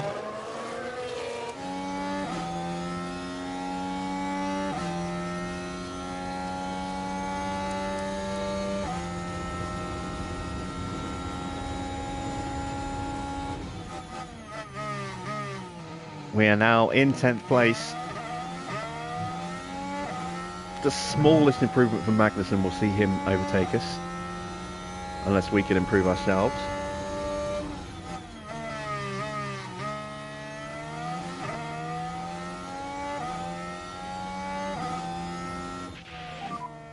Checker flag. No improvement in the first. Magnussen has finished, so Magnussen is not going to improve against us. Ocon might. Albon won't, because he's already done his flying lap. I don't know if Ocon is on a flying lap or not. He is. We are out. Someone else has knocked us out. How far off are we? If we can find 37 thousandths of a second, we will get ahead of Gasly. We are up in the middle sector.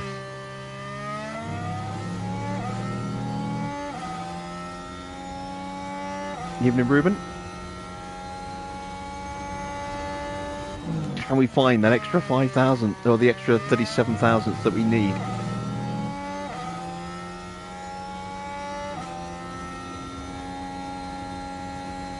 No, we can't.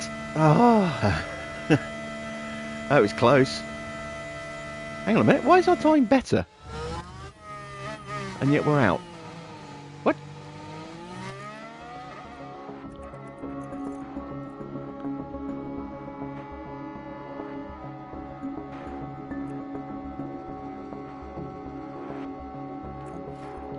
That's immaterial now anyway, because someone, Hulkenberg just improved. I think, was it Ocon improved? It was Ocon. But how are we behind? Looking at the lap. Oh wait, that's the last lap, not necessarily fastest lap. Okay, so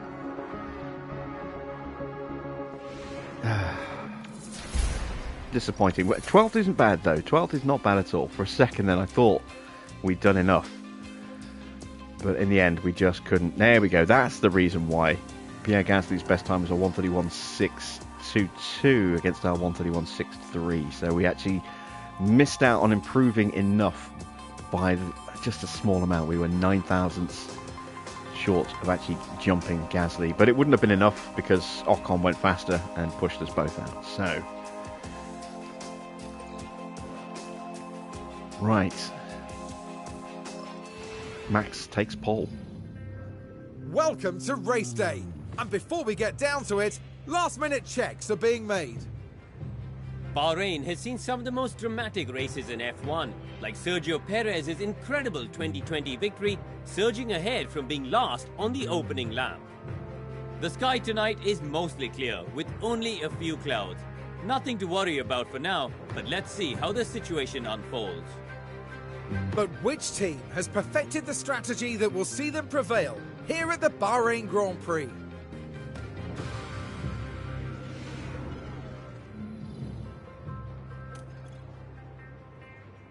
Okay, so strategy time.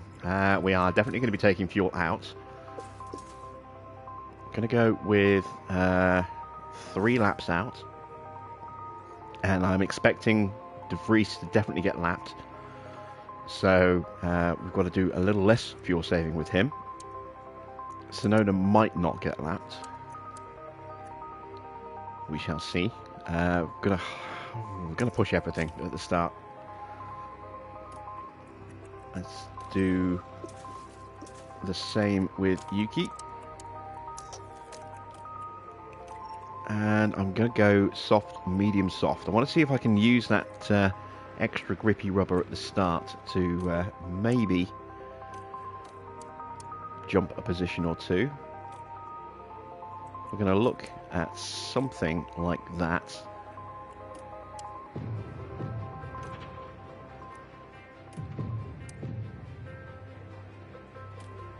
For our strategy. With Yuki, I'm actually going to flip it slightly. I'm going to start on the mediums.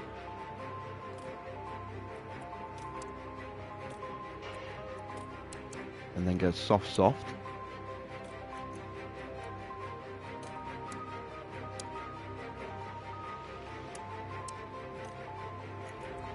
There we go.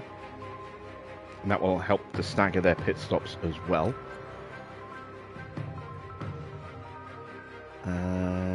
Is that everything I need to get done? Yes, it is. So, starting 18th with De Vries, 12th with Yuki Tsunoda. Let's send them to the grid.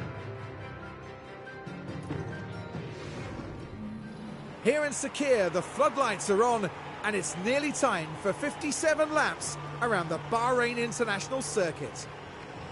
The calm composure of Sergio Perez amongst the hustle and bustle of the grid. It's a promising position for them starting in P3. They'll be looking to make the most of the slipstream. And the time has come. Let's go racing.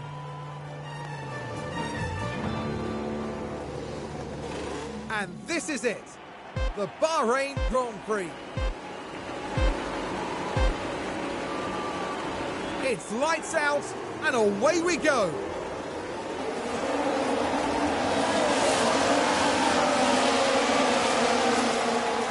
Alright, so Tsunoda has got a whole sea of soft tyre runs in front of him.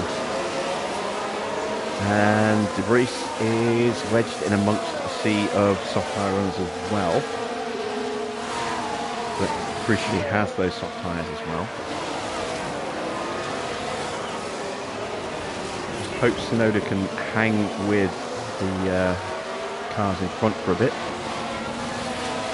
Until those tyres start to gain a little bit more of an advantage over the soft. Well, they might not actually, because we are going to be pushing them hard. So they might not wear at a kind of rate, might wear at about the same kind of rate.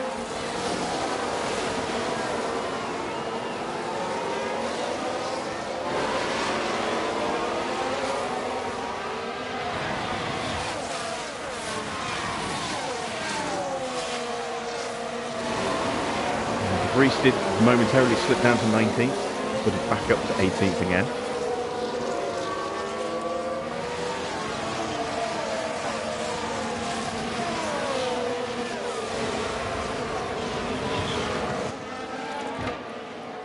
And let's encourage our drivers to actually try and make some overtakes. We leave it to you. Okay. Oh, there we go. Sargent's caught napping on the corner there. We get through and Joe follows us through as well. So, nice little position game for Nick de Vries there. Gets his confidence up. He's just holding position at the moment, but under pressure from Magnussen in the at the same time. Although we got a much better launch out the corner there.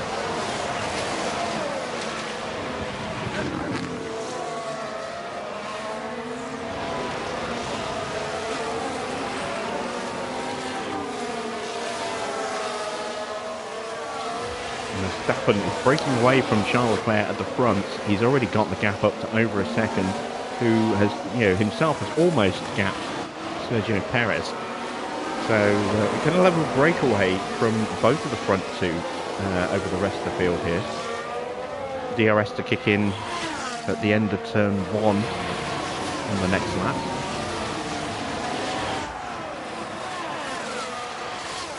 De Vries is currently shadowing Bottas, who is himself looking a little vulnerable to DRS. I'm actually going to save what's left of the battery now. Turn down those tyres, turn down the fuel. Copy that. Left to coast. Copy. Back off, back off, back off. Copy. Charge on it. Yeah. DRS enabled. We are P12.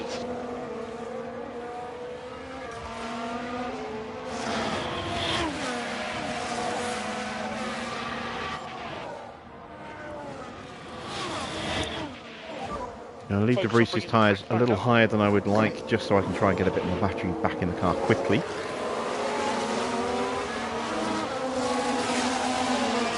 Might be a bit of a risk. I might have to put the kibosh on that pretty quickly. Yuki has already dropped away from the back of Gasly and has now been passed by Magnussen. Not ideal.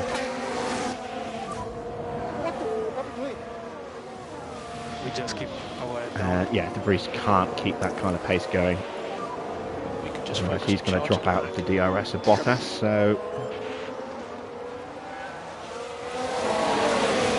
Well, just show having a look. We managed to cover that off, just.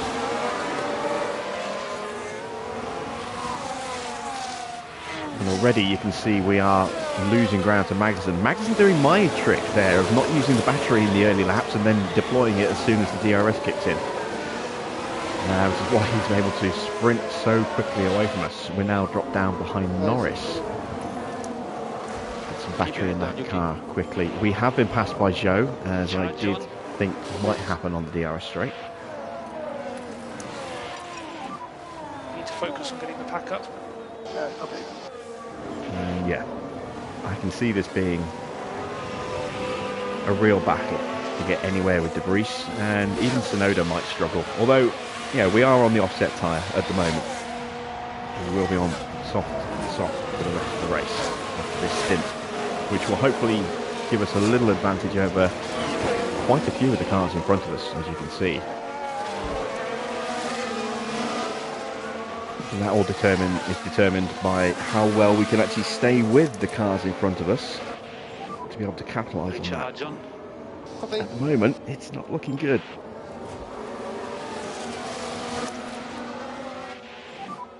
Bring the pack up. Copy that.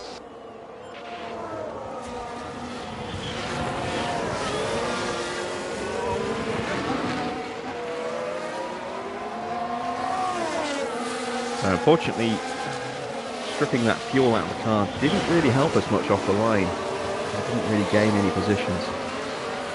It's always the gamble you take when you run light on fuel, is that you get very quick off the line, but and you're very, much quicker in terms of car weight in the opening laps, but if you go into fuel saving, then obviously you start to lose that advantage pretty quickly. And now Albon is past us. And Yuki is not happy. He's really not happy. Sorry, Yuki. Can't help it that the car is shit. We are working on it.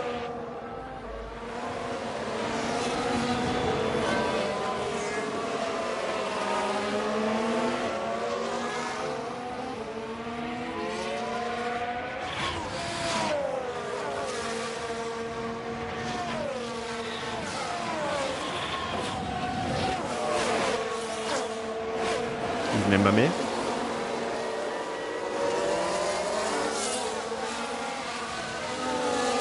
Oh, I know how the AI push their tyres. Yeah, on this difficulty. We've had some racing experience on this difficulty.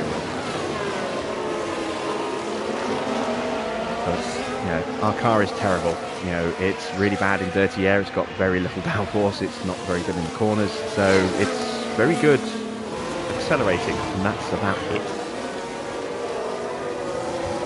This car is going to take a fair few upgrades to get it into a position where it can start to improve. And I left him on harvest for too long, and Bottas has jumped us.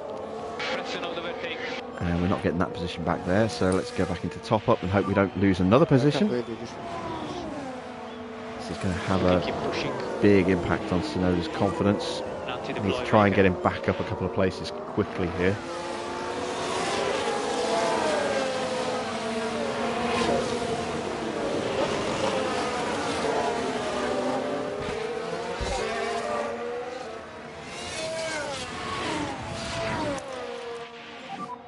Overtake button.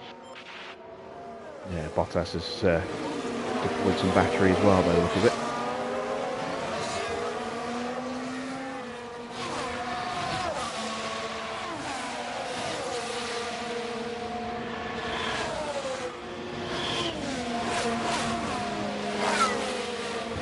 I think we may have to, change our approach to underfueling while our car is this bad.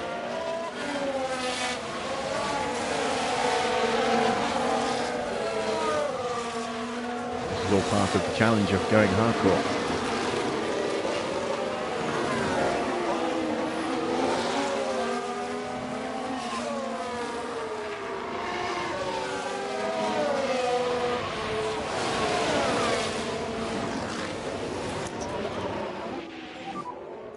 Energy. Yeah, come. Right, Yuki is back into DRS range.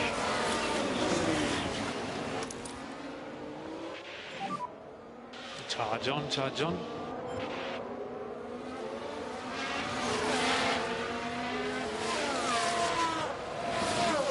And we've got a yellow flag. It's just a spin. Kind of hoping for a DSC. So it's yellow. And it's Hulkenberg. It's always Hulkenberg. That's a big spin. Maybe we should start a little counter. Number of times Hulkenberg fucks up. The hopes of the team start to across dwindle. the season. I'm going to do that actually.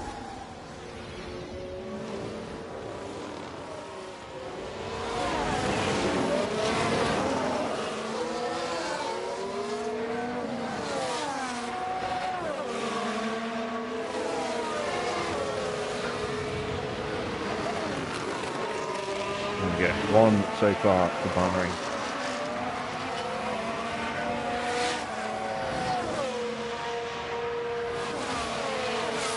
Let's get Debris through.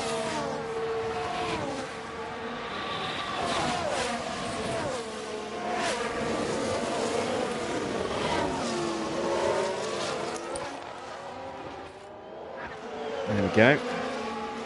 So Debris is now on the edge of peak, well, just inside peak confidence. I think what I might do is swap the two drivers over, potentially, and then let Debris, if he ends up being quicker than Tsunoda, set the pace.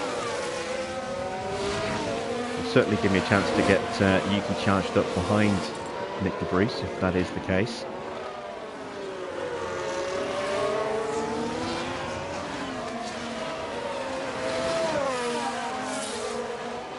And we're going to stop fuel saving with Nick de Vries, probably around about 3 kilos.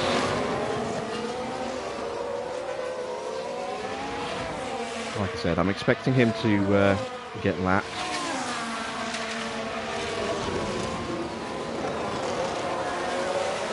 So that means we'd only need to save an additional kilo over the rest of the race. 1.2 kilos. 1.8 is about a lap full of fuel here.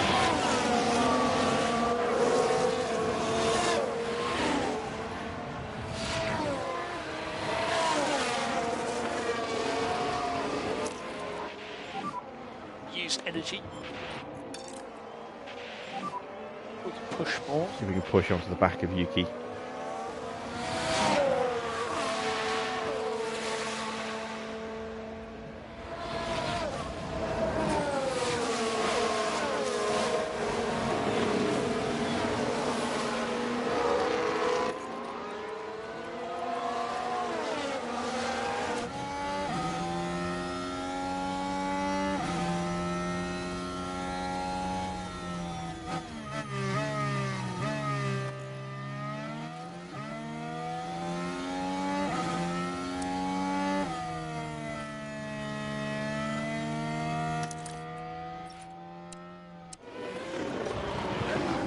There we go. Yuki's confidence is starting to rebound. You can see he's gone back up to medium now.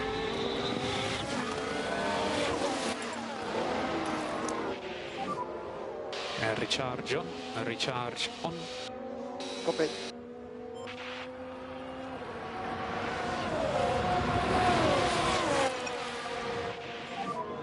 Slow now.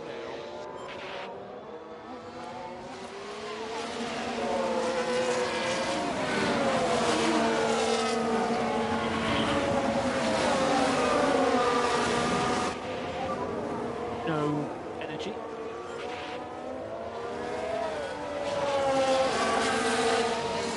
Stay in range, stay in range, stay in range. There we go, just.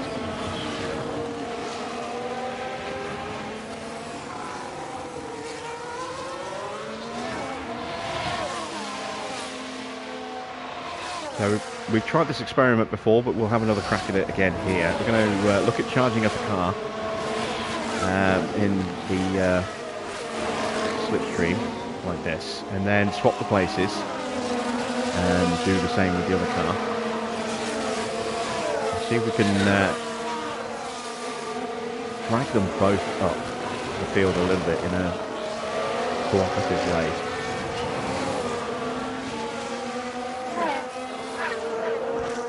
Might be a bit harder to do this time around, but we'll see what we can do.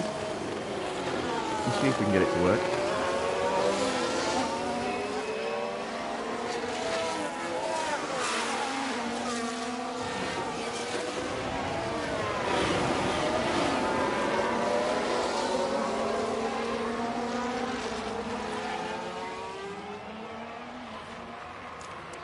Let's see, Yuki is obviously, not lapping to his full potential right now.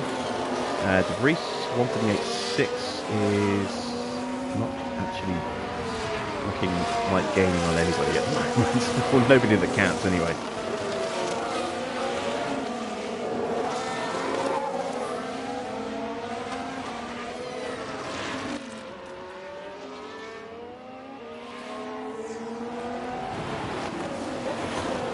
But he is allowing us to put full battery back into Yuki's car without him being dropped or overtaken, which is always a good thing.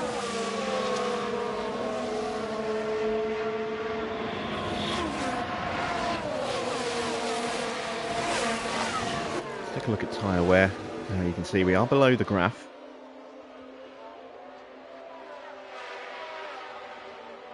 The other option is that we just really push. If we turn that off and really push those tyres hard, look at boxing around lap 16 maybe.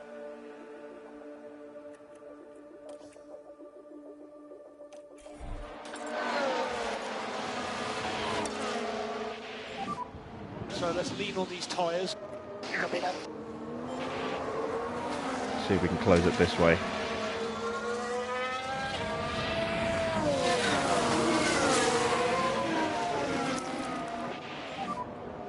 Recharge on.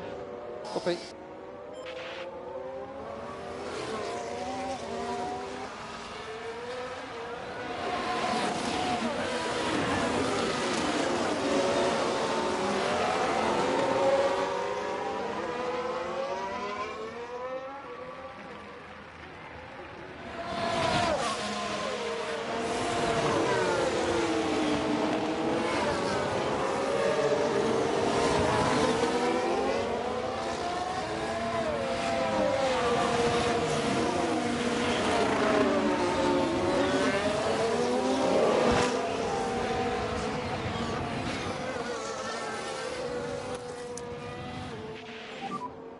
Recharge on. Recharge on. Okay.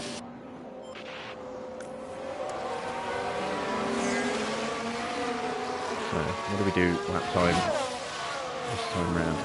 1:38.9, a couple of tenths quicker than Bottas.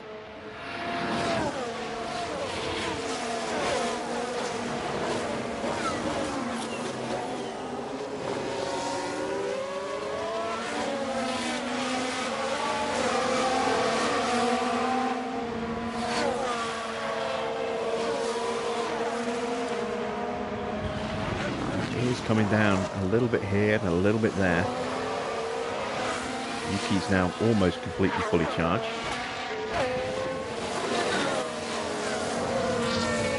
And looks to be closing in on the race actually, despite being in his charge mode. Let me just drop his tyres off for a moment, let them cool down a touch. Slow down. Okay. We're going to switch our drivers over again on the next lap, I think. Reese definitely looks like he's holding everyone up now.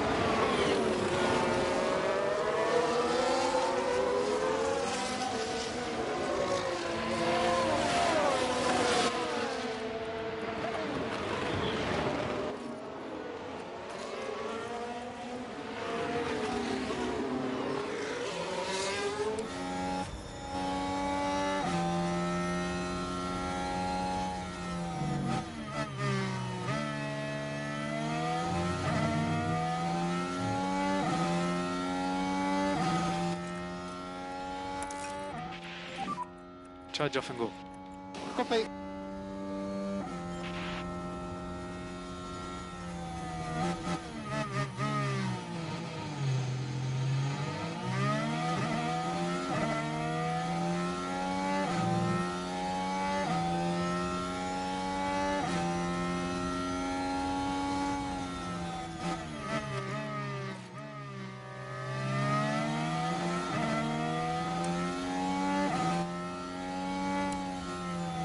Okay, so we've got to switch back over again.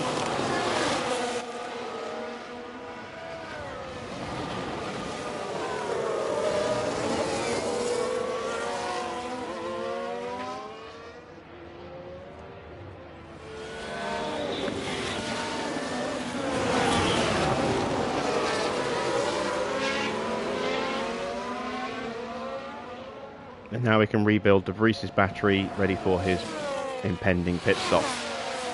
And hopefully now that Yuki's confidence has recovered a bit and he's no longer charging, he should be able to lap a little bit faster and hopefully start to close the gap on Bottas soon. I am going to just make sure De Vries is in range before I put Yuki's tyre pace back up.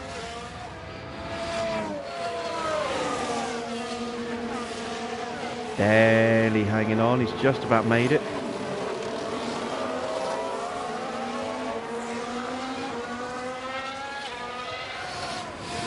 He didn't make it. Oh no, he did. He did. I thought he dropped out for a second then.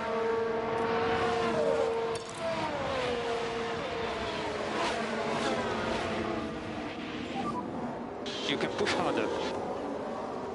Okay. And there you see the difference now. Yuki is lapping, 6 tenths faster than Bottas. Tyres in better shape. And the loss of confidence suffered from those early overtakes has been largely removed. There's still a slight loss in confidence to deal with, but it's not anywhere near as bad as it was.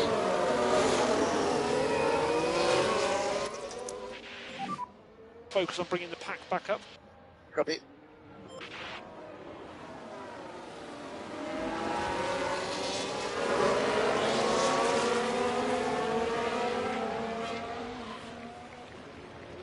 Just looking at the leaderboard, you can see Verstappen still leads Perez in second now ahead of Leclerc. Alonso has been dropped and is in a fight with Hamilton.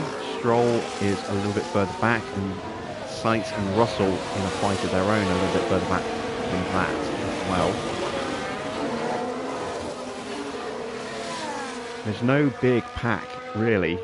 It's lots of small little battles that are starting to space out.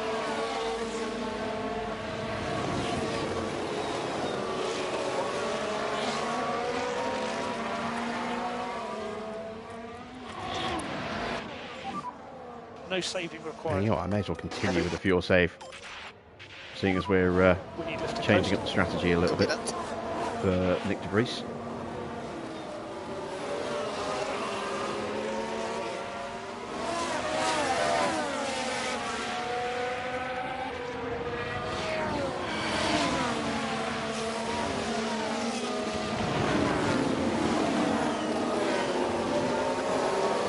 As soon as we box de Vries or we get his battery up to 100%, I am going to sprint Yuki and try and get him onto the back of and then past Valtteri before Yuki makes his stop.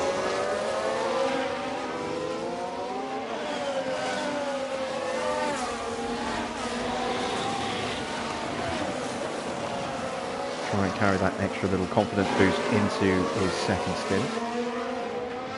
Hopefully make it a little bit easier to come through the field again.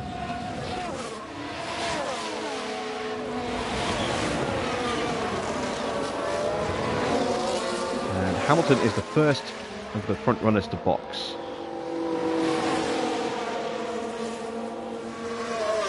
And he's going for another set of softs. It's a sticky front right. And then it looked like a delay on the jacks as well, unless he had a problem with one of his other wheels as well. Not a good stop for Mercedes there. I can hear Farah whooping. Right, did de Vries get the DRS? Just. And that is a pit stop for Hulkenberg in the background. So we are going to burn out the last of these tyres because we're almost there.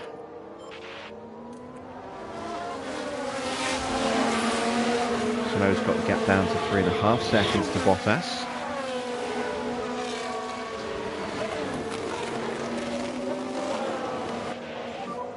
Charge is good. Yeah, copy that.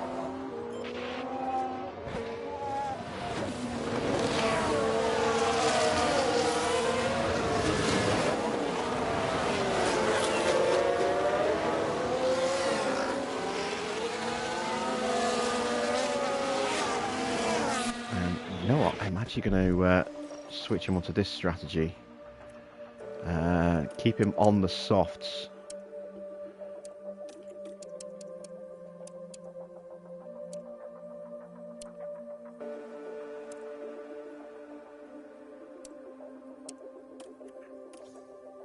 So we can try and keep his pace up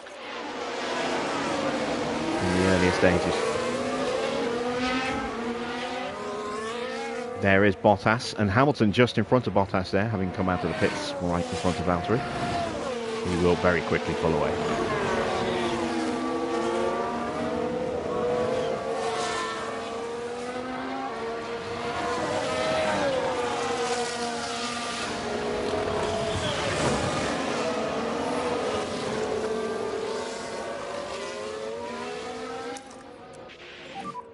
Overtake button. Copy.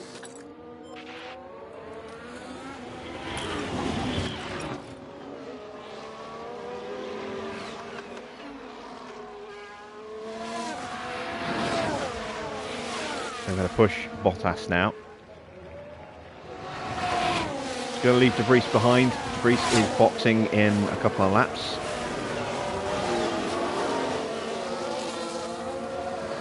I'm hopeful he can hold off Zhou. Managed to keep him in the DRS for an extra couple of straights, which is nice.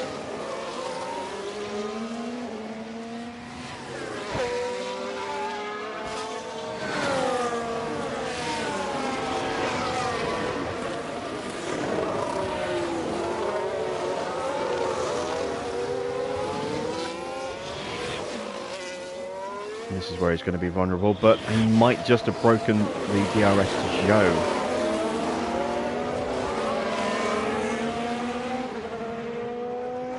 No, Joe just got it. It was really close. Let's just splurge a little bit of battery in the final sector. See if we can just drop Joe for the next lap. Stroll and Alonso are both in at the same time, and we've got a yellow flag as well. Aston going for the double stop.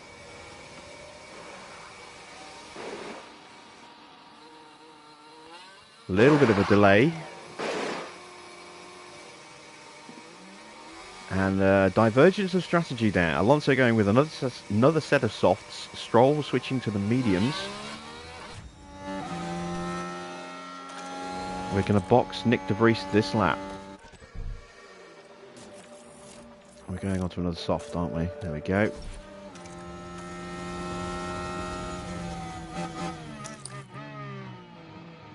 Joe is still there.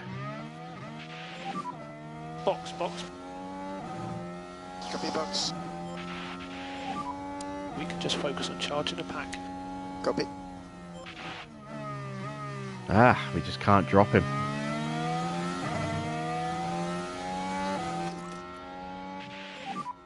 Big lift now. And Yuki not really closing in yet. Bit of a shame. He's going to be boxing in 3 laps, so I'm going to burn out the rest of his tyres. Push. Yep. Bottas now is going to get some DRS off the back of Stroll.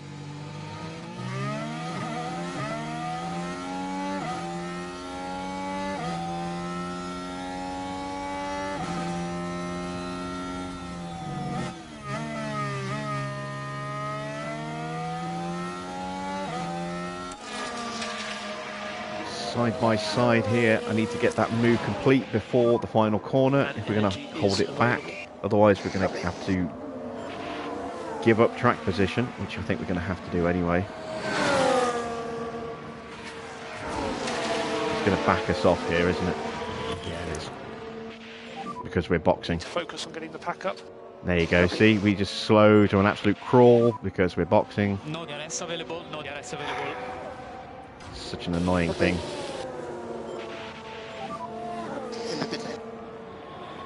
Copy. Right, we are now 4 seconds off the back of Bottas, so he's getting a very nice slipstream at the moment.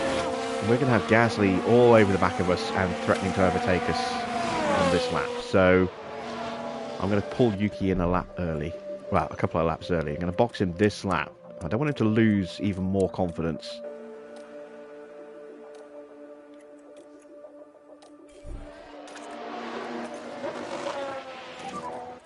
There are cars coming out the pits.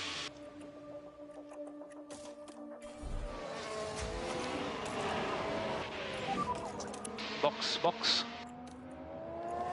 Copy.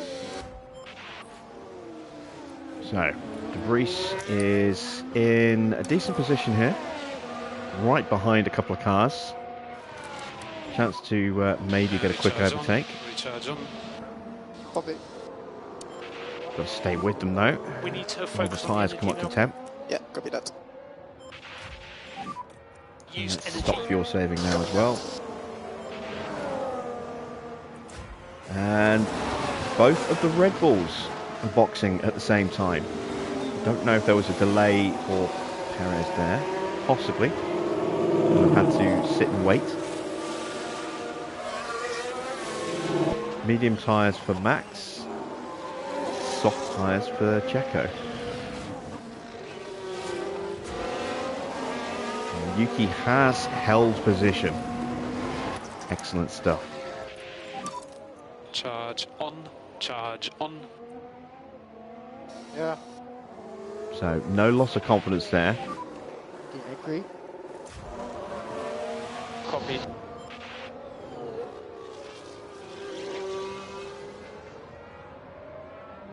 De Vries' tyres now up to temp. Got to keep pushing though. 2.7 is not a bad stop. Not a great pit crew at the moment, so that's acceptable. We're going going to lose position to Sargent, but it was close. Can we hold off Hulkenberg? Recharge on. Need a nice little boost to confidence for defending here. There we go, nice little defence. Gets that slight boost to confidence. We've got to get these tyres up to temp quickly. And then have a crack at getting onto Sargent. Also, as a bonus, what we've been able to do is get debris back into range pretty quickly, thanks to slamming the anchors on like that, and it's got him right into range of Hulkenberg here.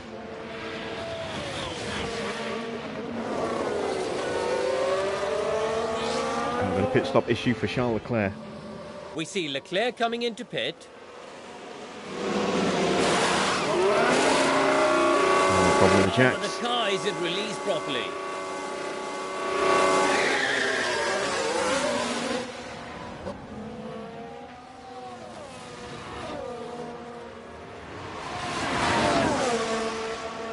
Hold him off, hold him off, hold him off. Don't let him through. If at all possible. Keep focused. Bring the pack up. Copy. Back off. Yes. We need to protect the front tyres. Copy. Alright, well, I guess we're sitting behind Hulkenberg for a lap or two.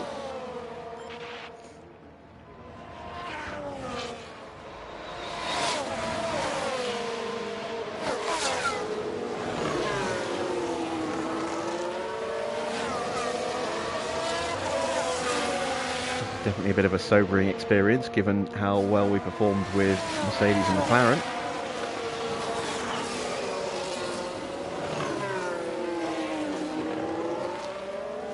Yellow flag. That's an Alpine off. Crash ahead, crash ahead, crash ahead. Caution through there.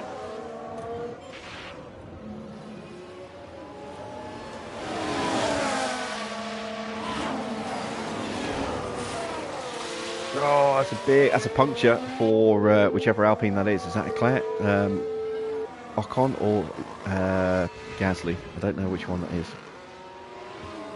It's Ocon. Ocon has a puncture.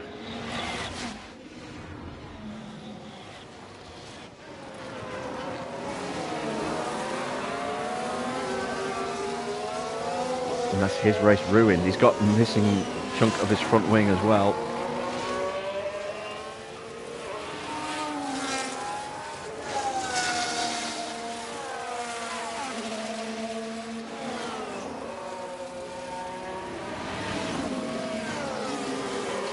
And he has a penalty. So it was Ocon's fault, that collision with Leclerc, who is back in the pits, having just pitted, because he also has damage.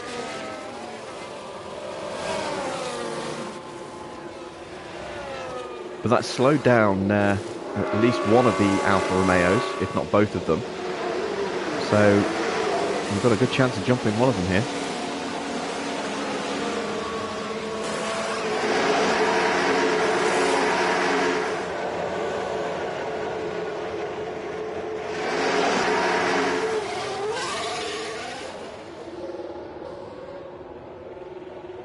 Now we came out right behind Bottas. But we got a big jump over Zhou. And we've got another yellow flag already. Wow, all of a sudden this race is starting to explode into accidents, and it's debris with a lockup. Ugh. Now we can see what happened. Now we're just proceeding through turn 4. Doesn't look like it was too bad. Struggling with the car, and they ended up their own passenger. Yeah, he only lost about half a second. Maybe a second. That could have been a lot worse. Yuki now with a chance to jump past Bottas. We're going to actually go pushing with the battery and a little bit of extra tyre pace. Okay. Just to make sure that move gets done. Okay.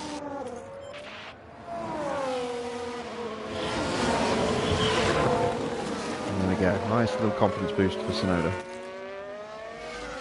Just push back onto Hulkenberg now.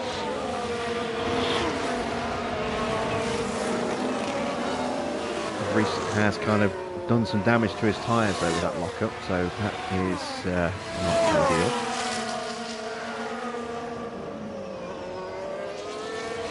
I think we were just short of getting the DRS, but we should have it at the end of this straight. Yeah, we did just miss it.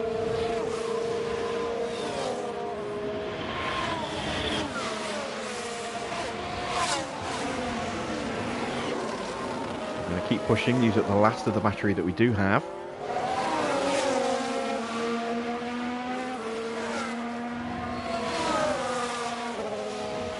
And we're not getting through. So let's go back into harvest mode and drop the tyre pace down again. Charge on. Charge on. And see if we can get him on the Copy. second DRS straight. So we need one step more management. Copy.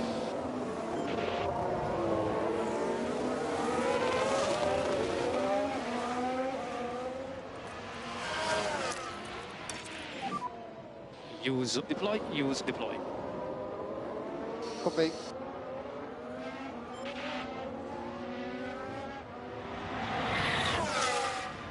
Should get that move done at the inside.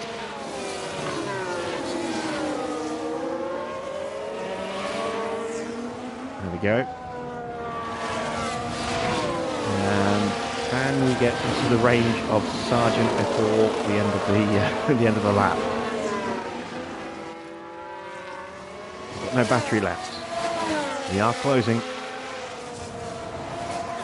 think we just made it.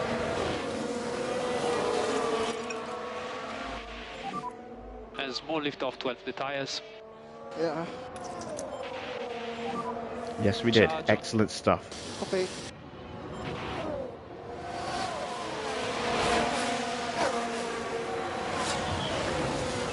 I'm going to leave De Vries to his own devices now. There's not much more we can do to help him out this race that we haven't already tried to do. We'll see if we can push him onto the back of Bottas.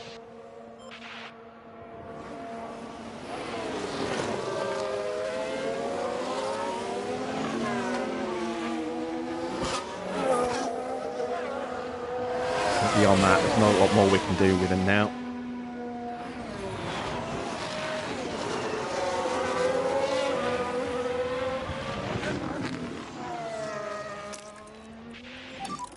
Overtake button.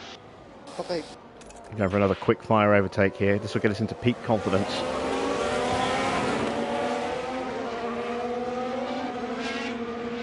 He's not going for it. He's just sitting on his gearbox. Oh, come on, Yuki. He's wasted all that battery. Recharge on. Recharge on. Copy.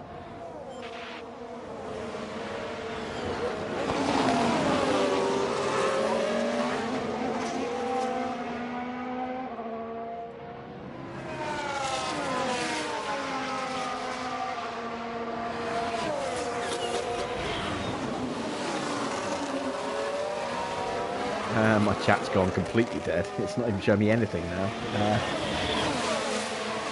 Dear oh dear.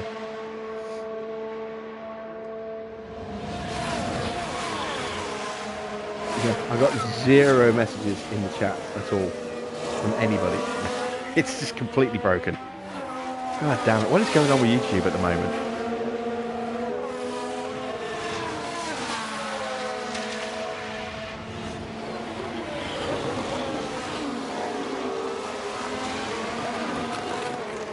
Close the app down and try again.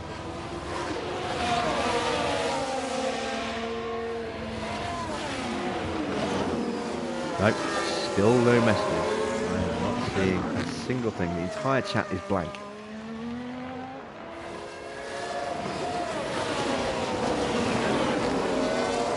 So if you're asking questions and I'm not answering, apologies. I'm not ignoring you. I literally cannot see anything.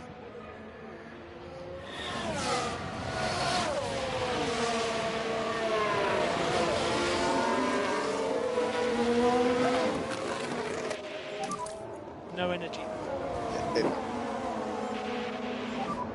Need to focus on getting the pack up. Copy.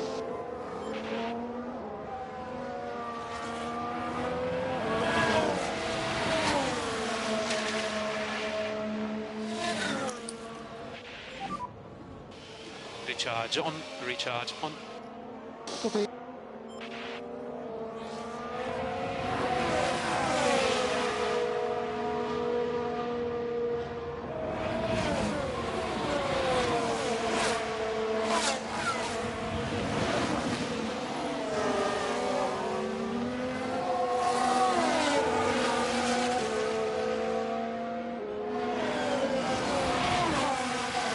Right, I'll try and get past Sargent on this lap.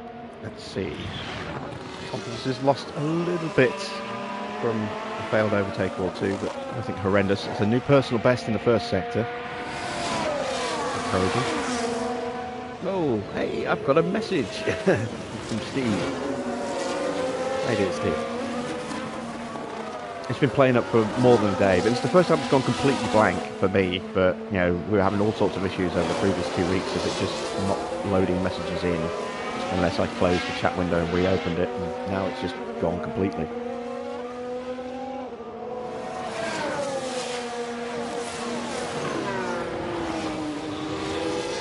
Right, Yuki is through. Excellent stuff. Let's push. Just to finish this move off. And he's gone from swearing to whooping. Hasn't completed the move yet, though. Now he has. There we go. And Tsunoda is now maxed out on confidence. So, can we pull away from Sargent?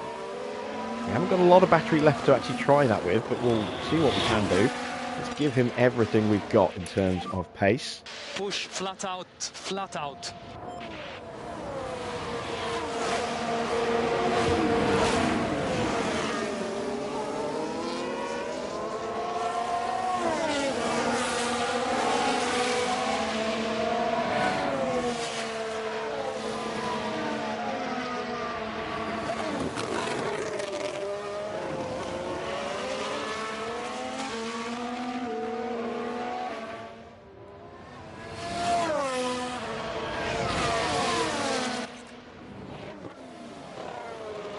New fastest lap set by Max, a 1:33.9, which is, yeah, 2 seconds faster than Max.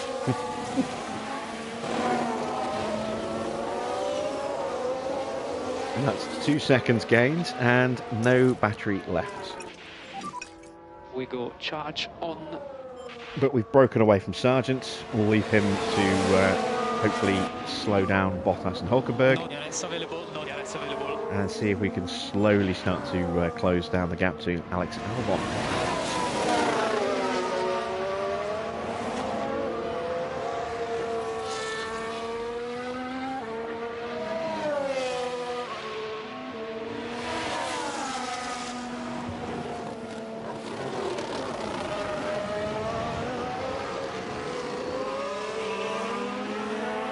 Greece is just nowhere. I mean, it was always going to be hard for him to close down Bottas and Hulkenberg, considering they were in Tsunoda's slipstream, and Tsunoda's like half a second quicker. So, yeah, it was always going to be hard. You know, as soon as we ran out of battery, that was it.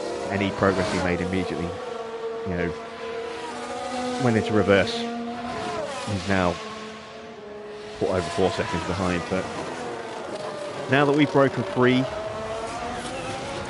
maybe he's lapping nearly 2/10 faster than Sargent, so he might slowly start to close that gap down, but it's going to take him a while. I think Bottas is through now, so that might see Sargent's pace increase.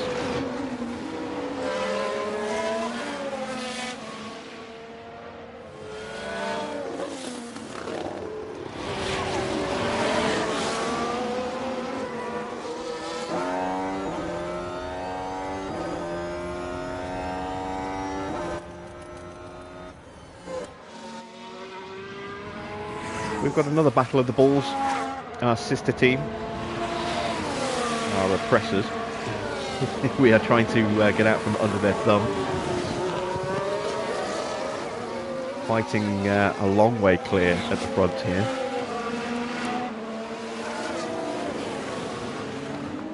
Sainz still on that set of tyres from day one. Has he stopped yet? He hasn't. Sainz is going for a one stop potentially here. Oh, De Vries has spun. And here we've got a yellow flag. Here we are then reaching turn 13. Well, any chance he had of closing up the cars in front has gone. Words had after this, I'm sure. And that's going to further deteriorate those tyres. Down to 60% now. That's not good. And his confidence is down as well. But at least it's not rock bottom.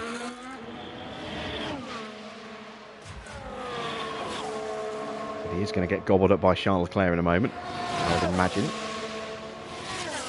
Having to make his way back through after contact with Ocon.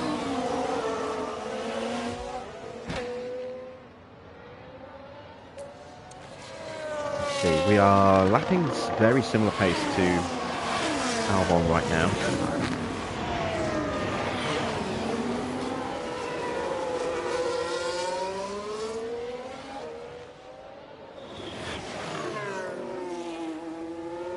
Live chat is still broken. In the message I've seen is Steve's.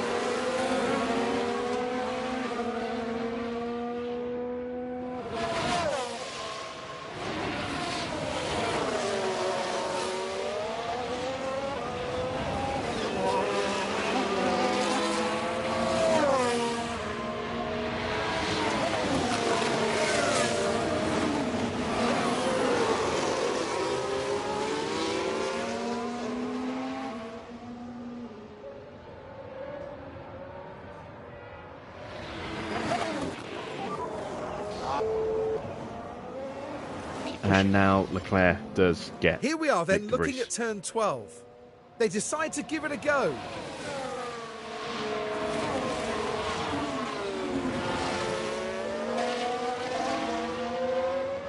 And that's 16th place now. Well, this is kind of what we were expecting to happen to Nick, that he would fall down the order pretty quickly. Can I stick with the Ferrari for a bit though?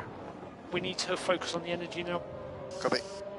I do probably need to just ease off on those tyres a bit. Oh yeah, look at that. Look at that drop.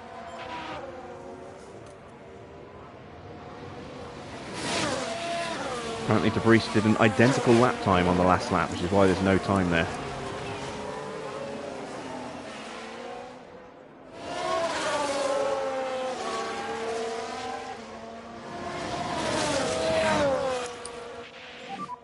We can just focus on charging a pack. Copy. Staying in the wheel tracks of Charles Leclerc is important here, so a little bit of piecemeal cooling and charging, but I think even that has probably been a little bit too much. He's already, he's already broken us.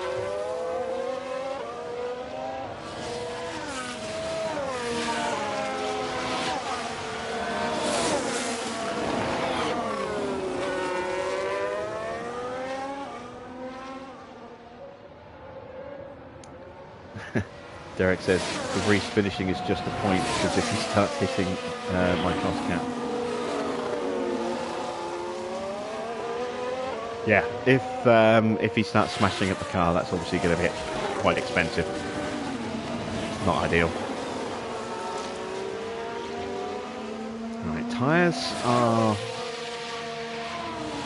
comparable with Bottas behind, who is closing, but better than Bottas. Better than Albon. We were 4/10 faster on that last lap. We're still a big gap behind.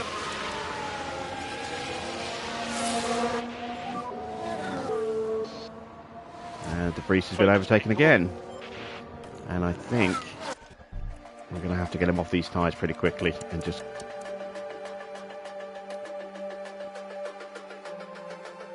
move him onto those mediums. Let's push the tyres hard now and just go for a pit stop in a few laps time, like that. We can push more.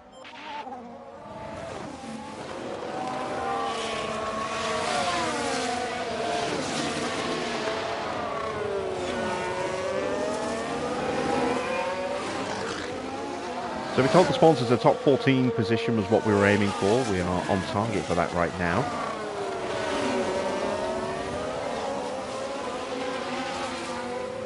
But obviously if we can find just a little bit more pace,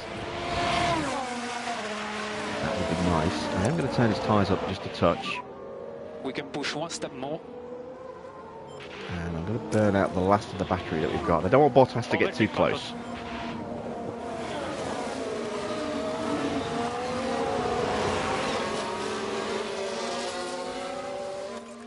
And with De Vries's confidence having taken a knock, I'm going to get his overtake confidence right down, or his overtake aggression right down, to try and minimise the chances of him parking on top of Joe's car.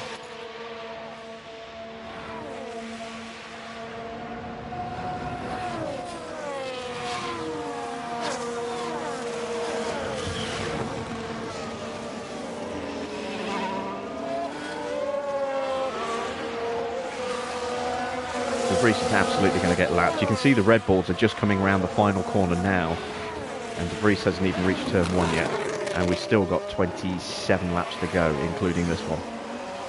So yeah, he's getting lapped.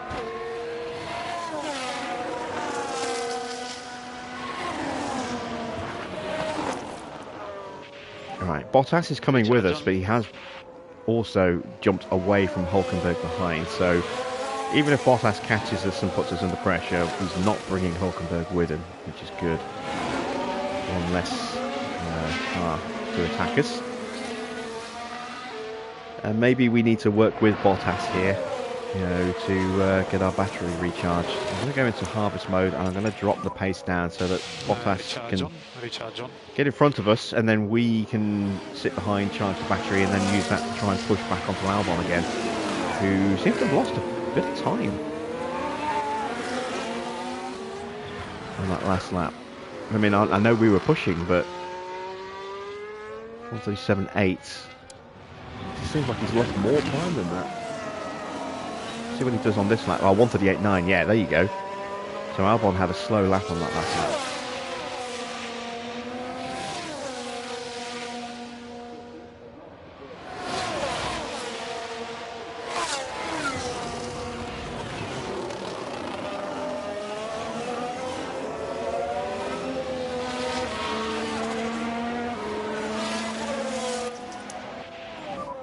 Bring the pack up.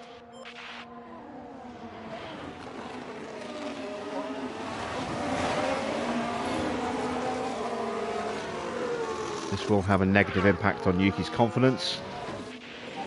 Can't be helped. We'll get that back when we retake the position from Valtteri. Want to get that battery rebuilt.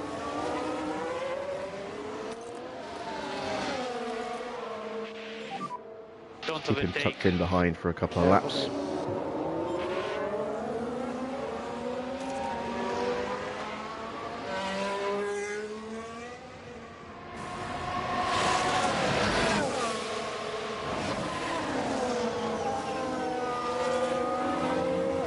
And Sainz is in. He's gone for softs. So Sainz is going for a one stop. That's his first stop.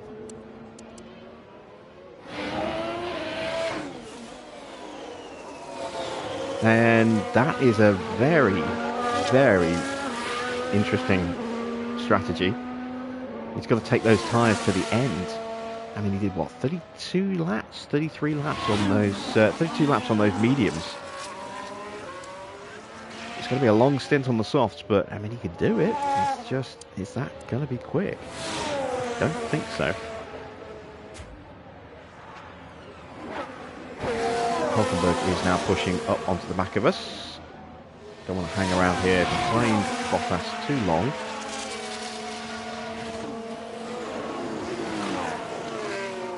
Probably going to try and jump him at the end of this first sector here.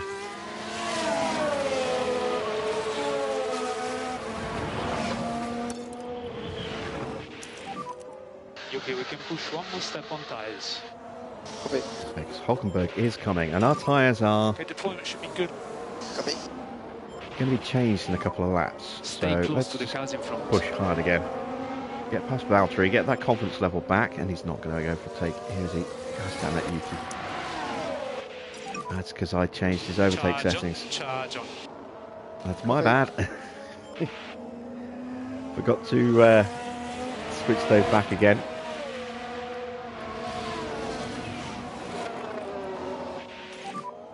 We leave it to you.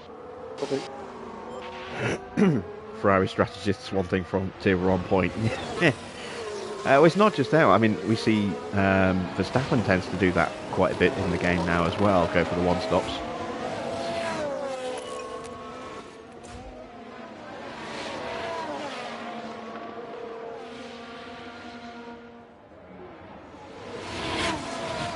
Sargent is into the box. I'm going to box De Vries now. Might as well. His tyres are already pretty much dead. He's 2 seconds off the back. And he's about to get lapped. So let's get him out of the way of that traffic before it forces him to pull over and lose even more time. Copy. There go the Red Bulls.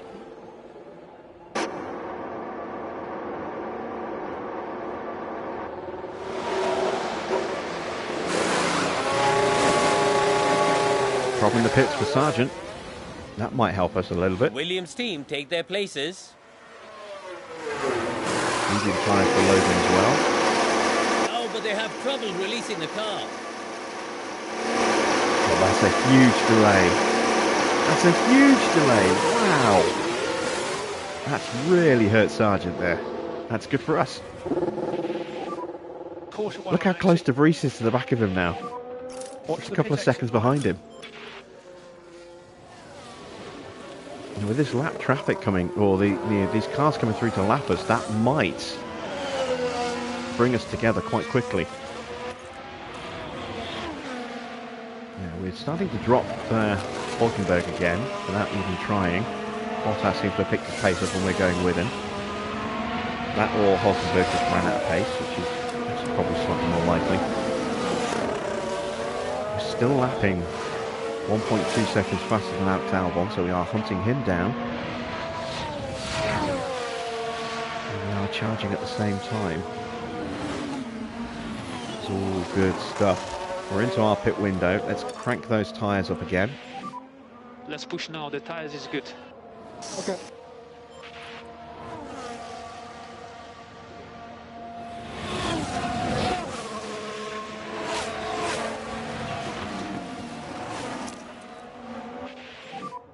Use energy. Yeah, excellent. Push more. Let's go for a personal best lap for Nick De Vries.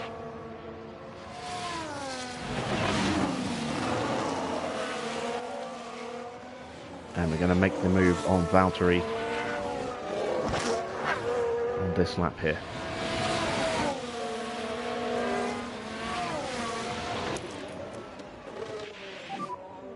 Use and deploy when you can. Okay.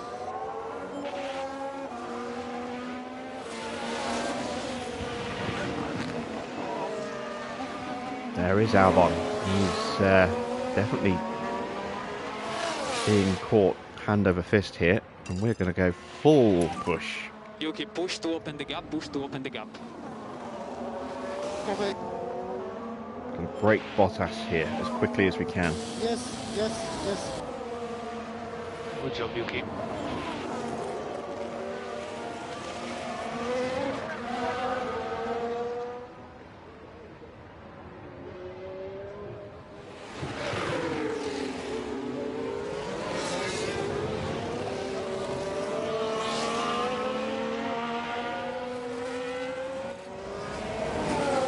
Oh, and Bottas has pitted. Excellent. So we got that pass done just in time. Can we get Albon on this lap as well? That would be really nice.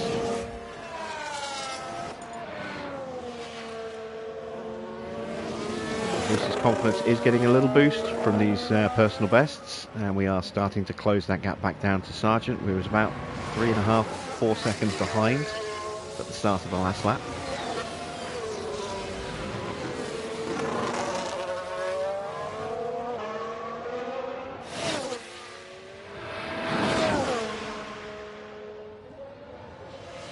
So now down to 2. And 134.9. That's a pretty good lap for De Vries there. Let's calm the tyres down again. Save fuel. Affirm. Still got another 21 laps to go on those tyres. Got a yellow flag. And a little bit of a train behind Hamilton, I think. Here's the replay. Let's have a look at the action. It's all at the final corner. And nearly, just running wide. And you really can't do that too often with these cars. Okay, so that is Gasly, Russell, Sainz and Alonso. So that's 4th to 7th in a line there. And we have just got into DRS range of Albon. Is he going to box? Charge on. Copy. Yes, he is. Ah, damn it. But at least we got the DRS off him before he boxed. Opposite. And now we're going to box this lap. So we got a chance. Lift Oops, now. that's the wrong thing. Okay. Got a chance here to maybe overcut Albon. Box. Yeah, copy.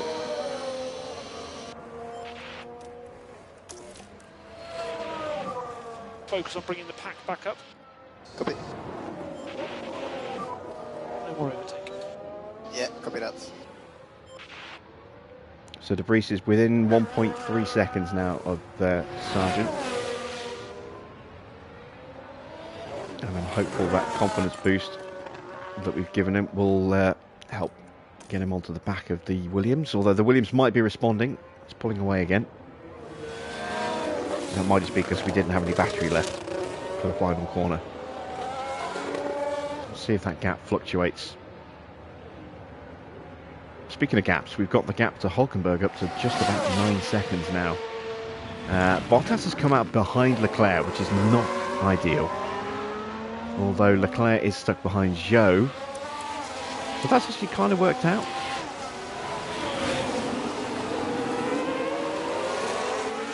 Gasly and Russell both in.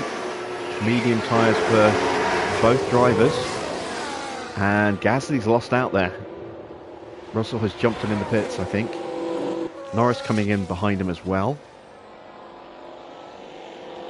And here comes Yuki. The entry. Copy.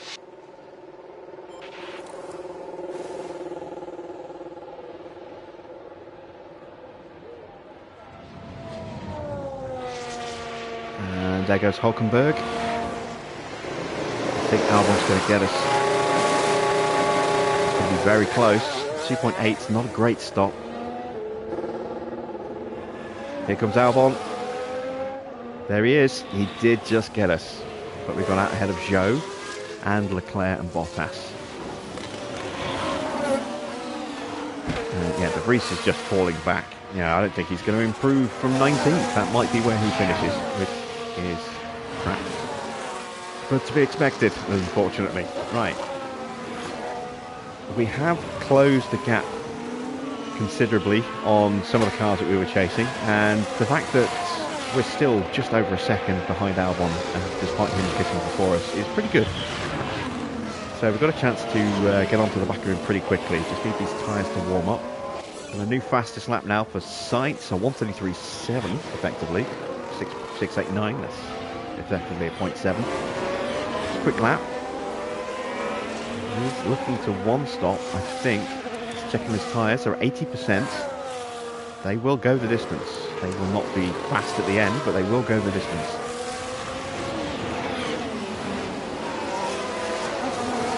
Albon's almost in range of Norris, so Albon has gained a bit of time, and we are almost on the back of Albon.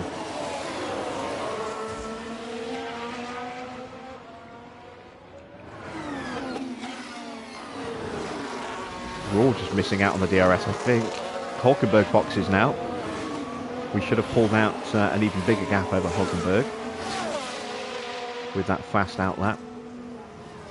Let's calm down the tyres.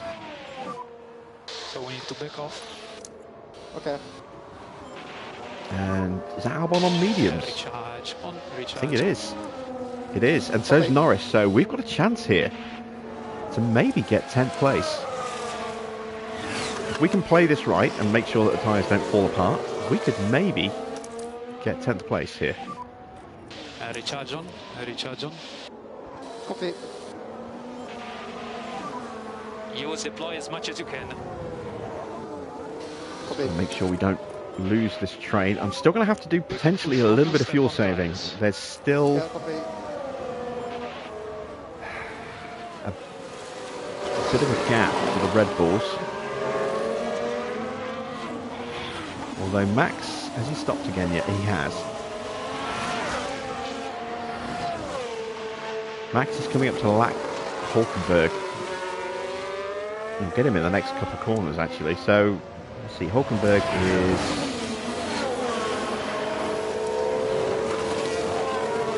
14 seconds behind us.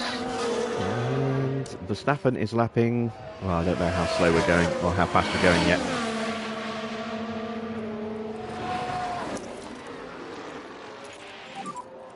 Recharge on. Copy. Oh, Magnussen's boxing. That's going to move us up to 11th. Slow down. Potentially. Oh no, Magnussen's out of the pits in front of us. So we're lapping about a second slower than the Red Bulls. I think we'll get caught. Got a yellow flag somewhere as Leclerc dives into the pits. It's a lock up Let's for have a look at Perez. that. Now this is Sergio Perez. Ooh. Things look fine stomach here. Oh, and the car locks Oh, that's a up. big They lockup. took a gamble, and it was just too late. That could hurt his tyres quite badly there. And it certainly hurt his track position. He's now lost 8 seconds to Max, thanks to that lockup.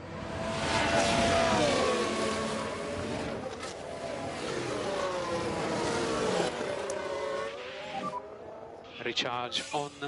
Now Alonso sets the fastest lap and gets past Sainz in the process.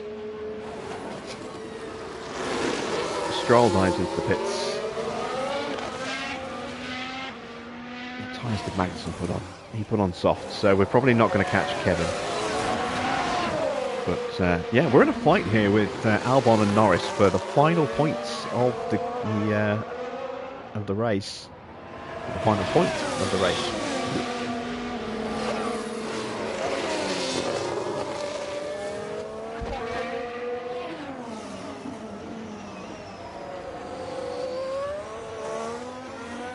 Hope we can make it count.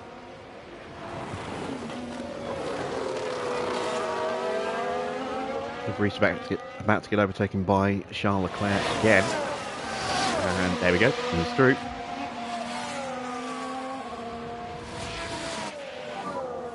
Wow.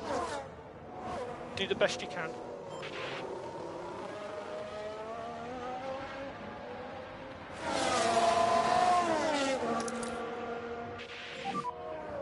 Recharge on. Copy.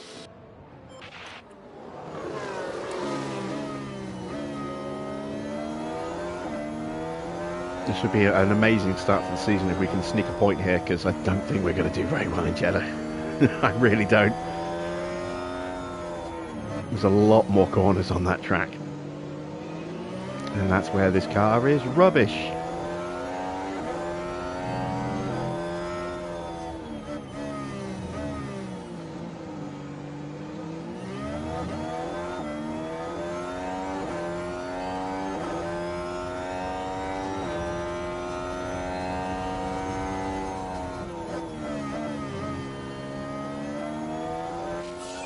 New fastest lap for George Russell, 1:33.3.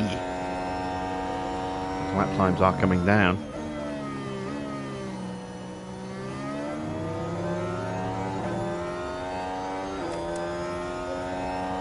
Max 2 seconds faster than us on that last lap, and we're about to lose the DRS again. So hard to get charged up here. Overtake button. Copy.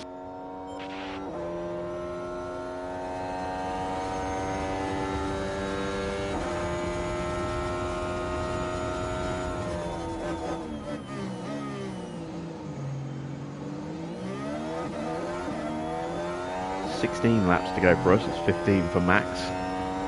It'll only be the same as him if he laps us.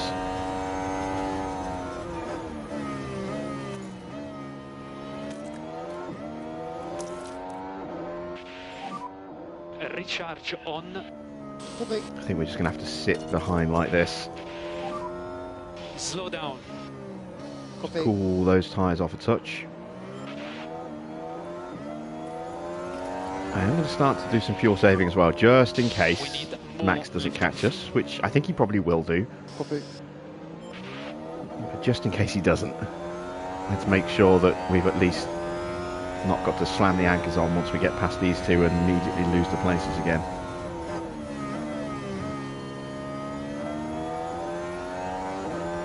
We'll just have to slow charge the battery with top-up mode.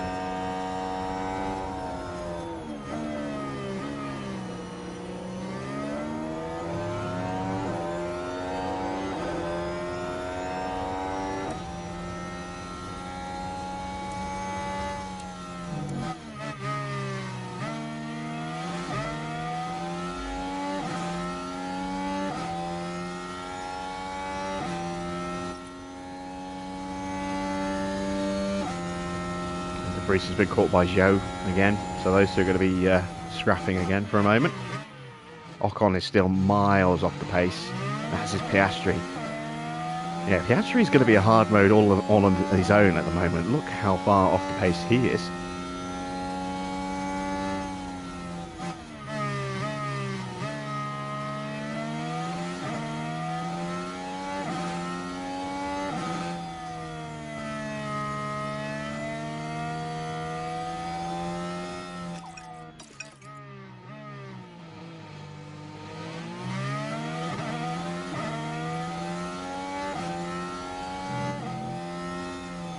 Just a little word for a second that we were on the verge of getting eliminated from the DRS, but yeah, we were fine in the end.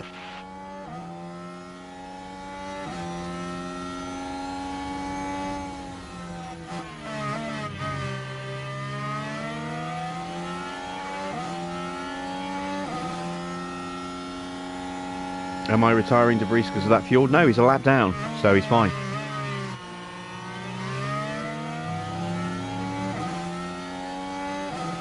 It's 1.8 kilos of fuel per lap, and De Vries is 1 lap down, so that's 1 less lap that he needs to do. So being 1.6 kilos under is absolutely fine, as Norris is looking to break away from Albon.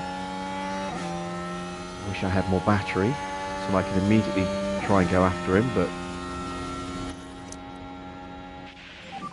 let's try and get a little bit more out of Yuki just here before we jump past Albon at the halfway point of the lap.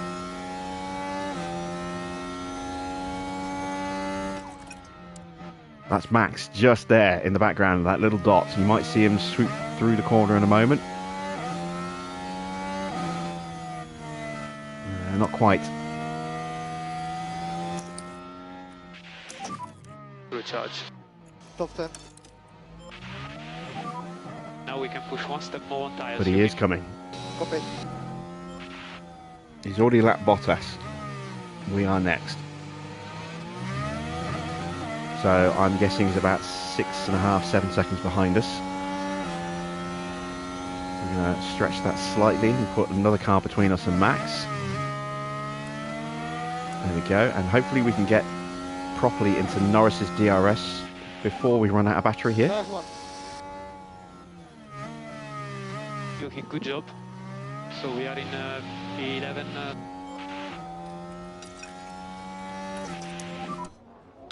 There's Max, top of the screen. He's definitely going to lap us. So I don't need to worry about fuel saving anymore. I'll actually have a little bit of fuel to spare. About half a kilo of fuel to play about with once he does get past us.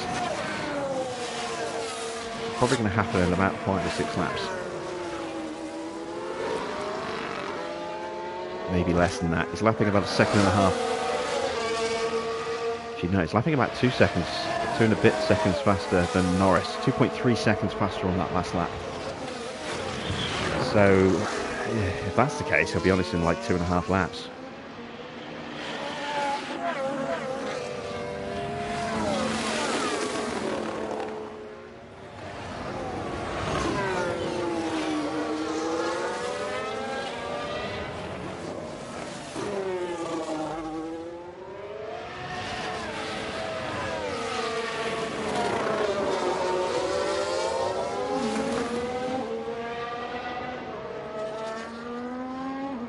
Yeah, he's getting close. He's getting very close.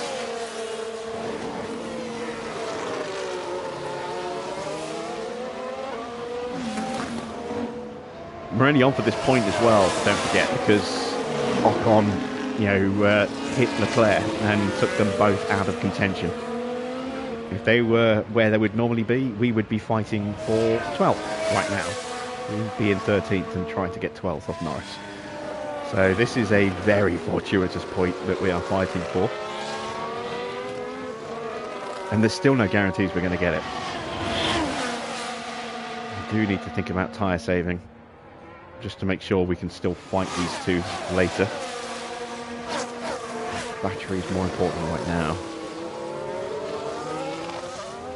Actually, I will try and bring those tyre temps down a bit. So we need one step more management. Right now. Okay. So we can slow down that wear rate.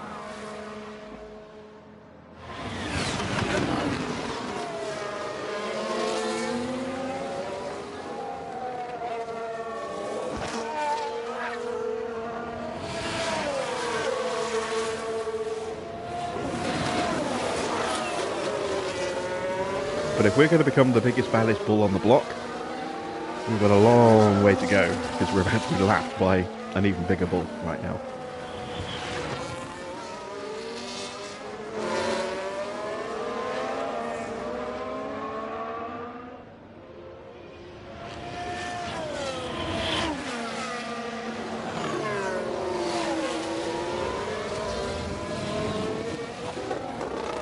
Of course, that is the long-term aim of this series, is to displace Red Bull and become, the biggest of the bulls. Got to take the constructors' title from them, and that's going to be tricky.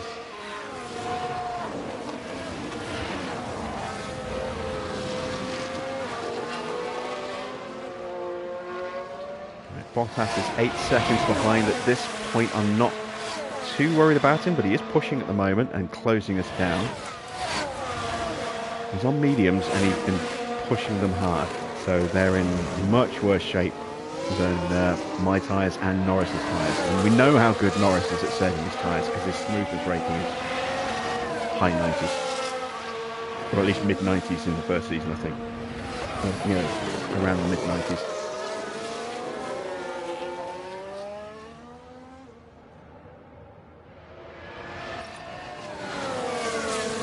Sainz is still fighting for a podium at the moment. Look, he's making that one-stop work for him. His tyres aren't in that bad shape, really, and he's still in the DRS of Alonso. Hamilton is a long way back, 20 seconds off that fight for third place. So it's going to be between Sainz and Alonso for that final step on the podium. And if Sainz can make the one-stop work and get that podium, fair play to him. I wouldn't have thought he would have had a chance.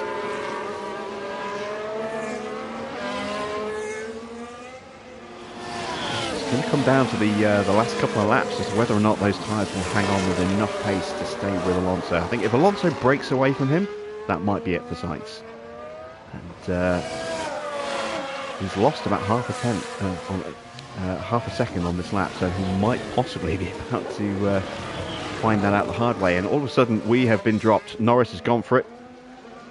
Oh no, wait, it's because Max has gone through and already taken us all. But we've lost the DRS, so we're about to get overtaken here by Albon, who is also going to have a run onto Norris, perhaps. Norris having to lift big time on that straight. Keep pushing. Charge on. And now we're back down to 12th, and it's Albon who's looking at making the move to 10th.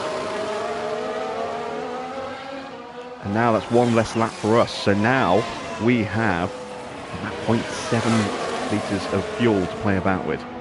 About 0.7 kilos of fuel to play about with.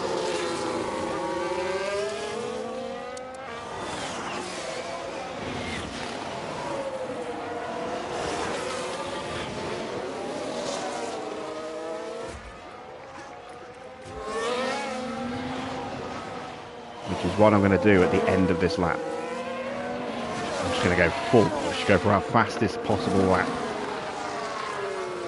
Oh, Albon's off. Albon is off. And that's just made our job so much easier. Now Alex Albon is part of this. Things were all right here. And there goes the steering. He just locks Just up, unable to do much about it. trying to get the overtake done. It's put us back into the DRS of Norris. And we are going to try and break Norris very quickly here. See if we can get back onto Verstappen and maybe sit in his DRS for a couple of laps before he, peels away from us again. He might be too far ahead for us to catch him already, but we'll have a go. At the very least, I want to see if we can at least break away from Norris enough to get a bit of a gap going and make 10th place a little bit more secure.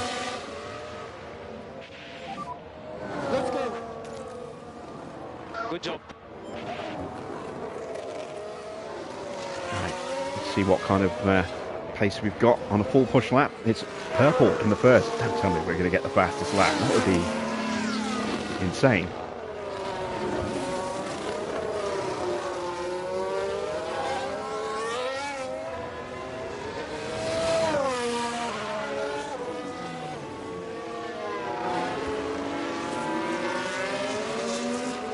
I mean, a purple first sector doesn't really signify that anyway, because we had the DRS all the way through the first sector. So, yeah, it's not really a big indicator of the fastest lap. It's whether we go purple in this middle sector or not. If we go purple in the middle, we've got a real chance of the fastest lap here, which would be crazy. The green. So it depends now how good Russell's lap was. It was what, a 1:33.3, I think?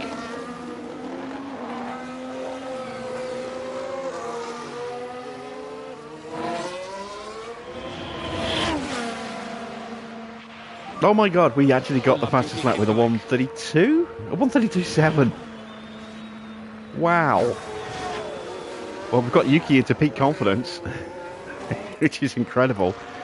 I'm going to calm those tyres down. We've got a 3-second lead. And we're not far away from Max. We'll keep pushing the fuel and the battery.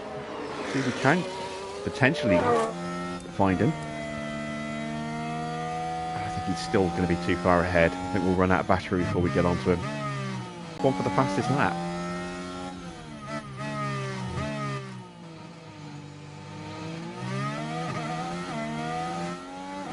We're fine. If Max retires, we're in real trouble. We're fine right now.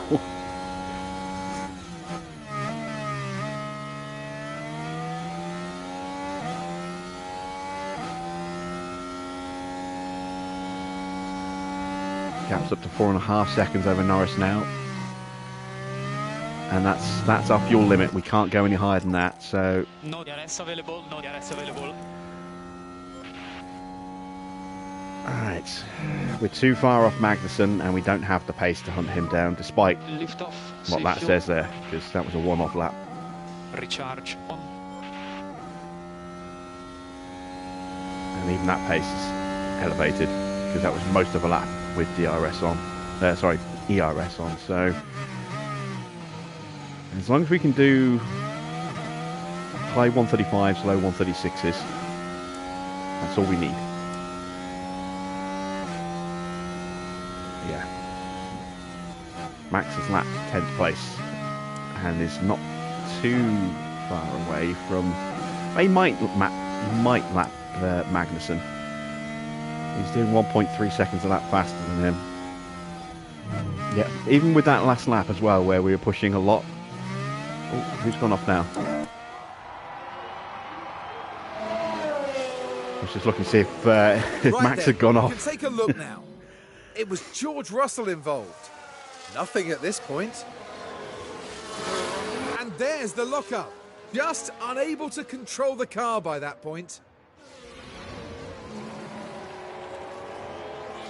Yeah, even on that last push lap of ours before we just ran out of battery, we were still 0.3 slower than Max. So that's crazy. Got a 5-second-ish lead over Lando. Let's see if we can at least keep that gap stable.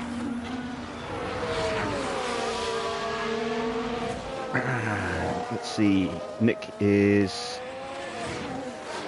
too far behind Joe to do anything about it. So we'll just let him bring the car home. I would retire the car, but I think that immediately has a negative impact on your race confidence with the board. So we'll keep him running. But we are going to be very aggressive with retiring the car when it gets damaged this season.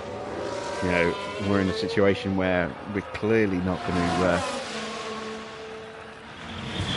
be able to do anything in the race or close up if we've been dropped way out of contention. Then we will look at retiring the car to save mileage and save wear on the parts. Alright, back to Yuki.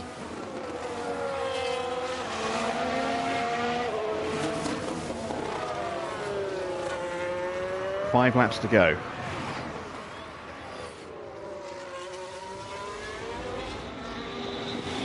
And a 5-second gap to Norris.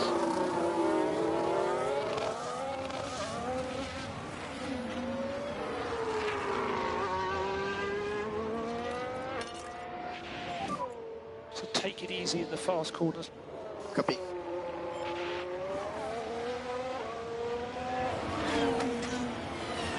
And as I say, don't let this result fool you or lull you into a false sense of security, because we are not going to be this fast in Jeddah. I guarantee that. We are going to be struggling, I think, in Jeddah. And Melbourne.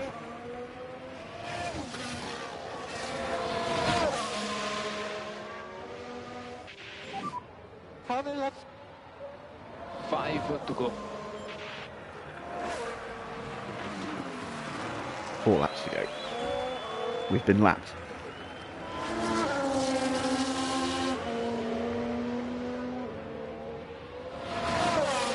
Melbourne is very much a speed circuit with a lot of downforce requirements, and we don't have downforce.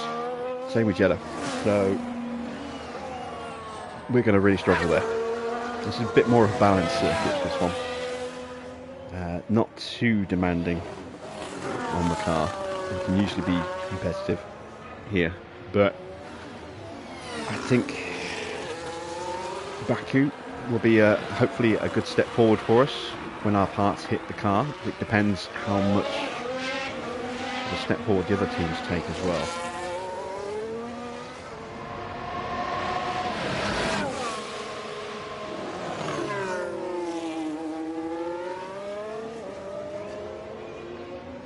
Thankfully, the strongest part of our downforce is the low downforce, which dominates Baku. So that will help. The good acceleration will also help. But the drag and the low speed will certainly hurt. There we go, 3 laps left.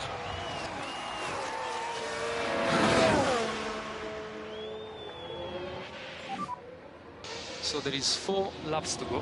4 laps to go. Copy. Let's see, it's going to be Red Bull 1-2, which is going to give them first in the constructors. Then it's going to be Aston Martin. Then it's going to be, I think, Mercedes just above Ferrari. Then it's going to be Alpine, then Haas, then us in the constructors. So we're going to be 7th.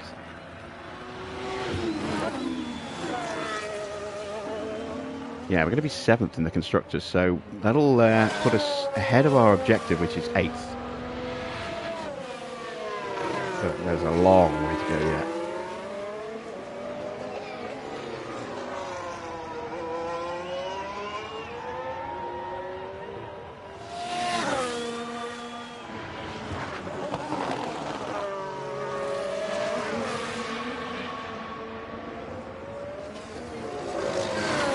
And we are going to be heavily relying on Yuki Tsunoda this season to stand any further chances of points, because De Vries is not going to do it for us, I don't think.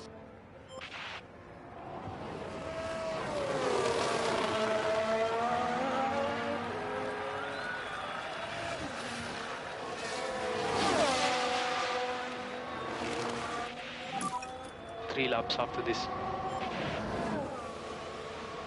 2 laps. And that's Perez in the background. He might get Norris, but I don't think he'll get us. This is going to be a runaway victory for Max. And let's have a look at Sainz. He is still in contention. He's just lapped his teammate. There is Leclerc running behind, a lap down. Sainz's tyres are almost dead though. Alonso's aren't that much better. Sainz is still in with a shout. We're going to watch this because our race is done with both our cars. There's nothing left for us to do except wait for the flag. But this could be interesting. I don't think Sainz has got anything left to give though, because it does look like he is losing a little bit of ground. He's losing a couple of tenths here and a couple of tenths there.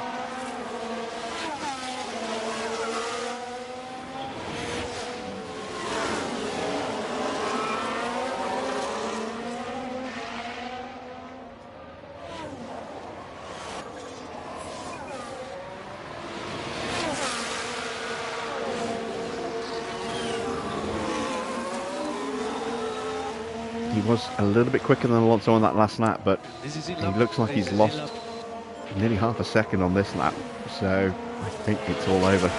But a yellow flag. De Vries having another wobble. Let's see what happened there. And wide they go, leaving the racing line. Well, hopefully not a sign of things to come.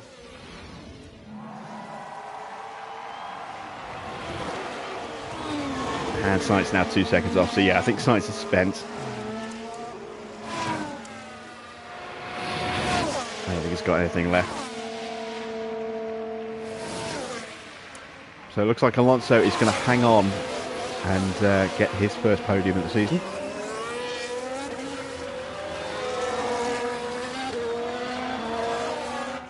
We do have a battle for the final lap between Hamilton and Stroll for 5th place. And for old time's sake, let's ride the ham cam.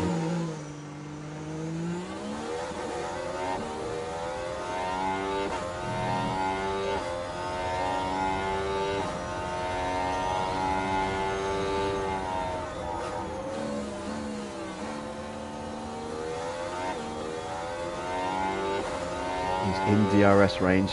Can he stay there for the straight and then have a crack?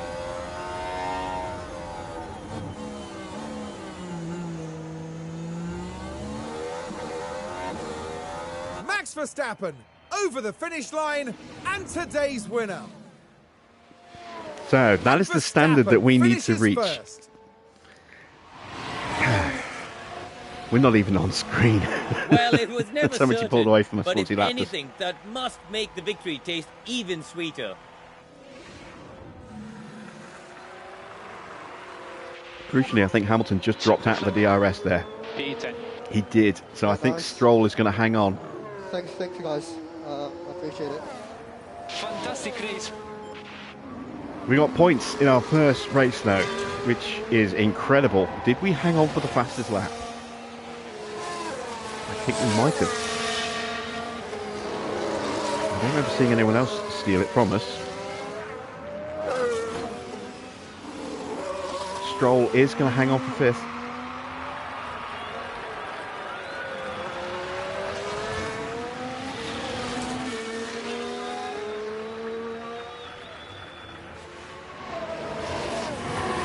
So 5th place for Stroll, 6th place for Hamilton. Sainz in the end, 3.5 seconds off Alonso. He just fell off completely in that final lap. Gasly just about holds off Russell for 7th. So it's 8th place for Russell. And here comes the last car in the points to cross the line. That's Kevin Magnussen. Long way back off the back of Russell and Gasly.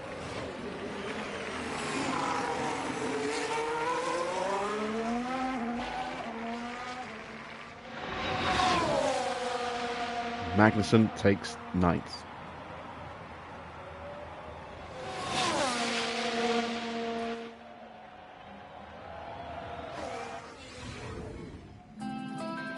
Yuki Tsunoda really put in a brilliant drive today.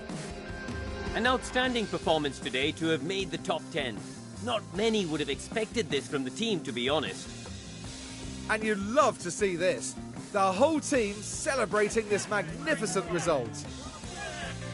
Well, Max Verstappen can add yet another podium to his already impressive record. And that's win number 1 of the season. And it's sure to provide them with a real confidence boost. It looks like Max is missing a lot of teeth there. Here at the Bahrain Grand Prix.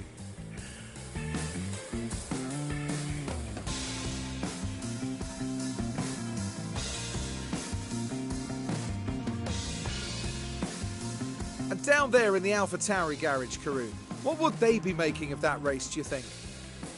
I tell you what, the two results couldn't be more polar opposite today. One driver right up there, but then it was such a disappointment on the other side of the garage. Mixed feelings at the end of this one, no doubt. And that is about that for this weekend's action here in Bahrain. The teams now look ahead to the next round, where they'll duel it out in the sand dunes of Saudi Arabia. So it looks like Max had one too many arguments with GP there and got socked in the mouth, missing half his teeth. Oh dear. Confirmation of the final result then. Max wins by a long way. 18 seconds ahead of his teammate Perez. Alonso in third was a further 22.5 seconds back. So you put those two together, he won by 40 seconds over the next fastest car. That is a massive margin. And that is what we are aspiring to be able to beat. We're a long way off that. A long way off that. But promising signs at the start of the season. We did manage to steal 10th place and the fastest lap. It was Sainz in 4th, Stroll up 1 place to 5th, Hamilton up to 6th. Gasly, good race for him, up 4 places, finishing 7th, holding off Russell at the line for 8th. Good race for Magnussen, gaining 4 places as well, gaining 2 points for his team. And we are just behind that, also on 2 points, thanks to that fastest lap. Of course, let's not forget, that was mainly in part to the fact that Esteban Ocon had a coming together with Charles Leclerc. Ocon losing 11 places, Leclerc losing 13. And that happened right after Leclerc's pit stop as well. So he immediately had to dive straight back in the pits to fix his wounded car. And that took him out of the race completely. He fought his way back up to 15th, but yeah, terrible race for him and Ocon. Norris had a good race, up 4 places. Hulkenberg drops a couple. Albon gains a place. Valtteri up 3. Zhou up 3. Sargent drops a place. De Vries stays exactly where he was. And Piastri a long way off. And if we're going to be hiring Piastri at the end of the season, that could potentially be a like-for-like swap with Nick De Vries. But Oscar will have a higher development rate, so should get better a lot quicker. There's the constructors' standings after the first race. Championship standings. So as we saw with the top 10, we do actually have Yuki in the top 10 of the Drivers' Championship. which isn't going to last, but it's nice. It's nice while it's there. In the Constructors' Championship, maximum points in terms of position for Red Bull. They missed out on the fastest lap thanks to Yuki. But 43 points, Aston in second with 25. Then it's Ferrari just ahead of Mercedes. So they tied on points, but with Ferrari with the higher position, means that they will take third place. Alpine in fifth, Haas in sixth. We are just behind them, tied on points, but with a lower top position. In seventh, McLaren, Alfa Romeo, and Williams yet to score. Let's take a look at the pit stop competition. We actually got the second fastest pit stop with Nick de Vries there. Bit of a surprise. I actually missed that pit stop, so I didn't see what the time was, and it's pretty good. 2.5, that's a very good stop for our first race. Nowhere for Yuki though. It wasn't a great stop for him. 2.7 I think was his best. 2.8 for his second stop. Not amazing times. But we do have third place in the standings after one race. Long way to go there though. So there we see a 2.6, a 2.5, a 2.74. So we just missed off. Yeah, Bottas was a 2.72. So we were just 200ths off getting onto the top 10 there. And a 2.8 for his final stop. You know, not close. Let's take a look at our driver reports. So 3 successful overtakes and 5 failed for de Vries, 6 successful defences, 8 failed for him. Let's take a look at Yuki, much busier on the track. 7 successful overtakes, 3 failed, 4 successful defences and 7 failed. And points in our first race of the season. Amazing stuff. And of course we did get some track time for Liam Lawson as well, so that'll help boost his development a little bit. In terms of payouts, we get a 10 grand bonus for Sonoda for finishing in the top 10. De Vries did not get a payout, obviously. Sponsors, 2.7 million. We got our base rate of 2.1, plus we did achieve our performance target of the fastest lap, which I didn't think we'd have a chance of. I'm still amazed that we managed to steal that. But the guarantees that we put forward, the finish position, 1 in the top 14, 1 car into Q2, and 1 car in the top, finishing in 15th or higher qualifying. We did achieve those, and that gives us a total of just under 2.7 mil, which is money we desperately want and need if we're going to improve this team and this car.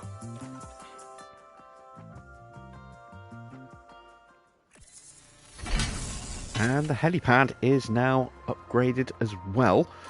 Let's throw another upgrade on that straight away. Try and boost that sponsorship money just as much as we can. We have 4.7 mil in the bank, and we're not going to touch that yet.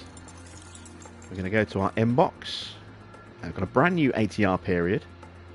Car inspection results, everything passed. You can see the wear rate on our engine components. We lost about 12%. Across the race. That's not too bad, or across the race weekend. Hopefully it'll be a little bit lower in the next race because we won't be running as long in practice. In terms of the F2 race podium, we had Théo Pourchaire take the top step, and he beat out Fittipaldi and Doohan, with Gregoire Sauce, Dino Beganovic and Zach O'Sullivan in the F3 race. And there is the email for our helipad upgrade. So, a great start for Yuki.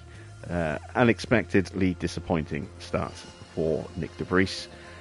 And we definitely have work to do with this car. We looked into those points. I'm still quite shocked that we got the fastest lap. And had Ocon and Ocon and Leclerc not collided, then A, we might not have got the fastest lap, because either of those two cars could have thrown themselves in there as well. And B, even if we had got the fastest lap, we wouldn't have got the point for it because we wouldn't have finished in the top 10. So, yeah, we got very, very lucky to get those 2 points in the first race. I'm really expecting Saudi Arabia to be a lot more painful. I think we'll be lucky to get in the top 12 in that race. I certainly don't think we're going to qualify in the top 12.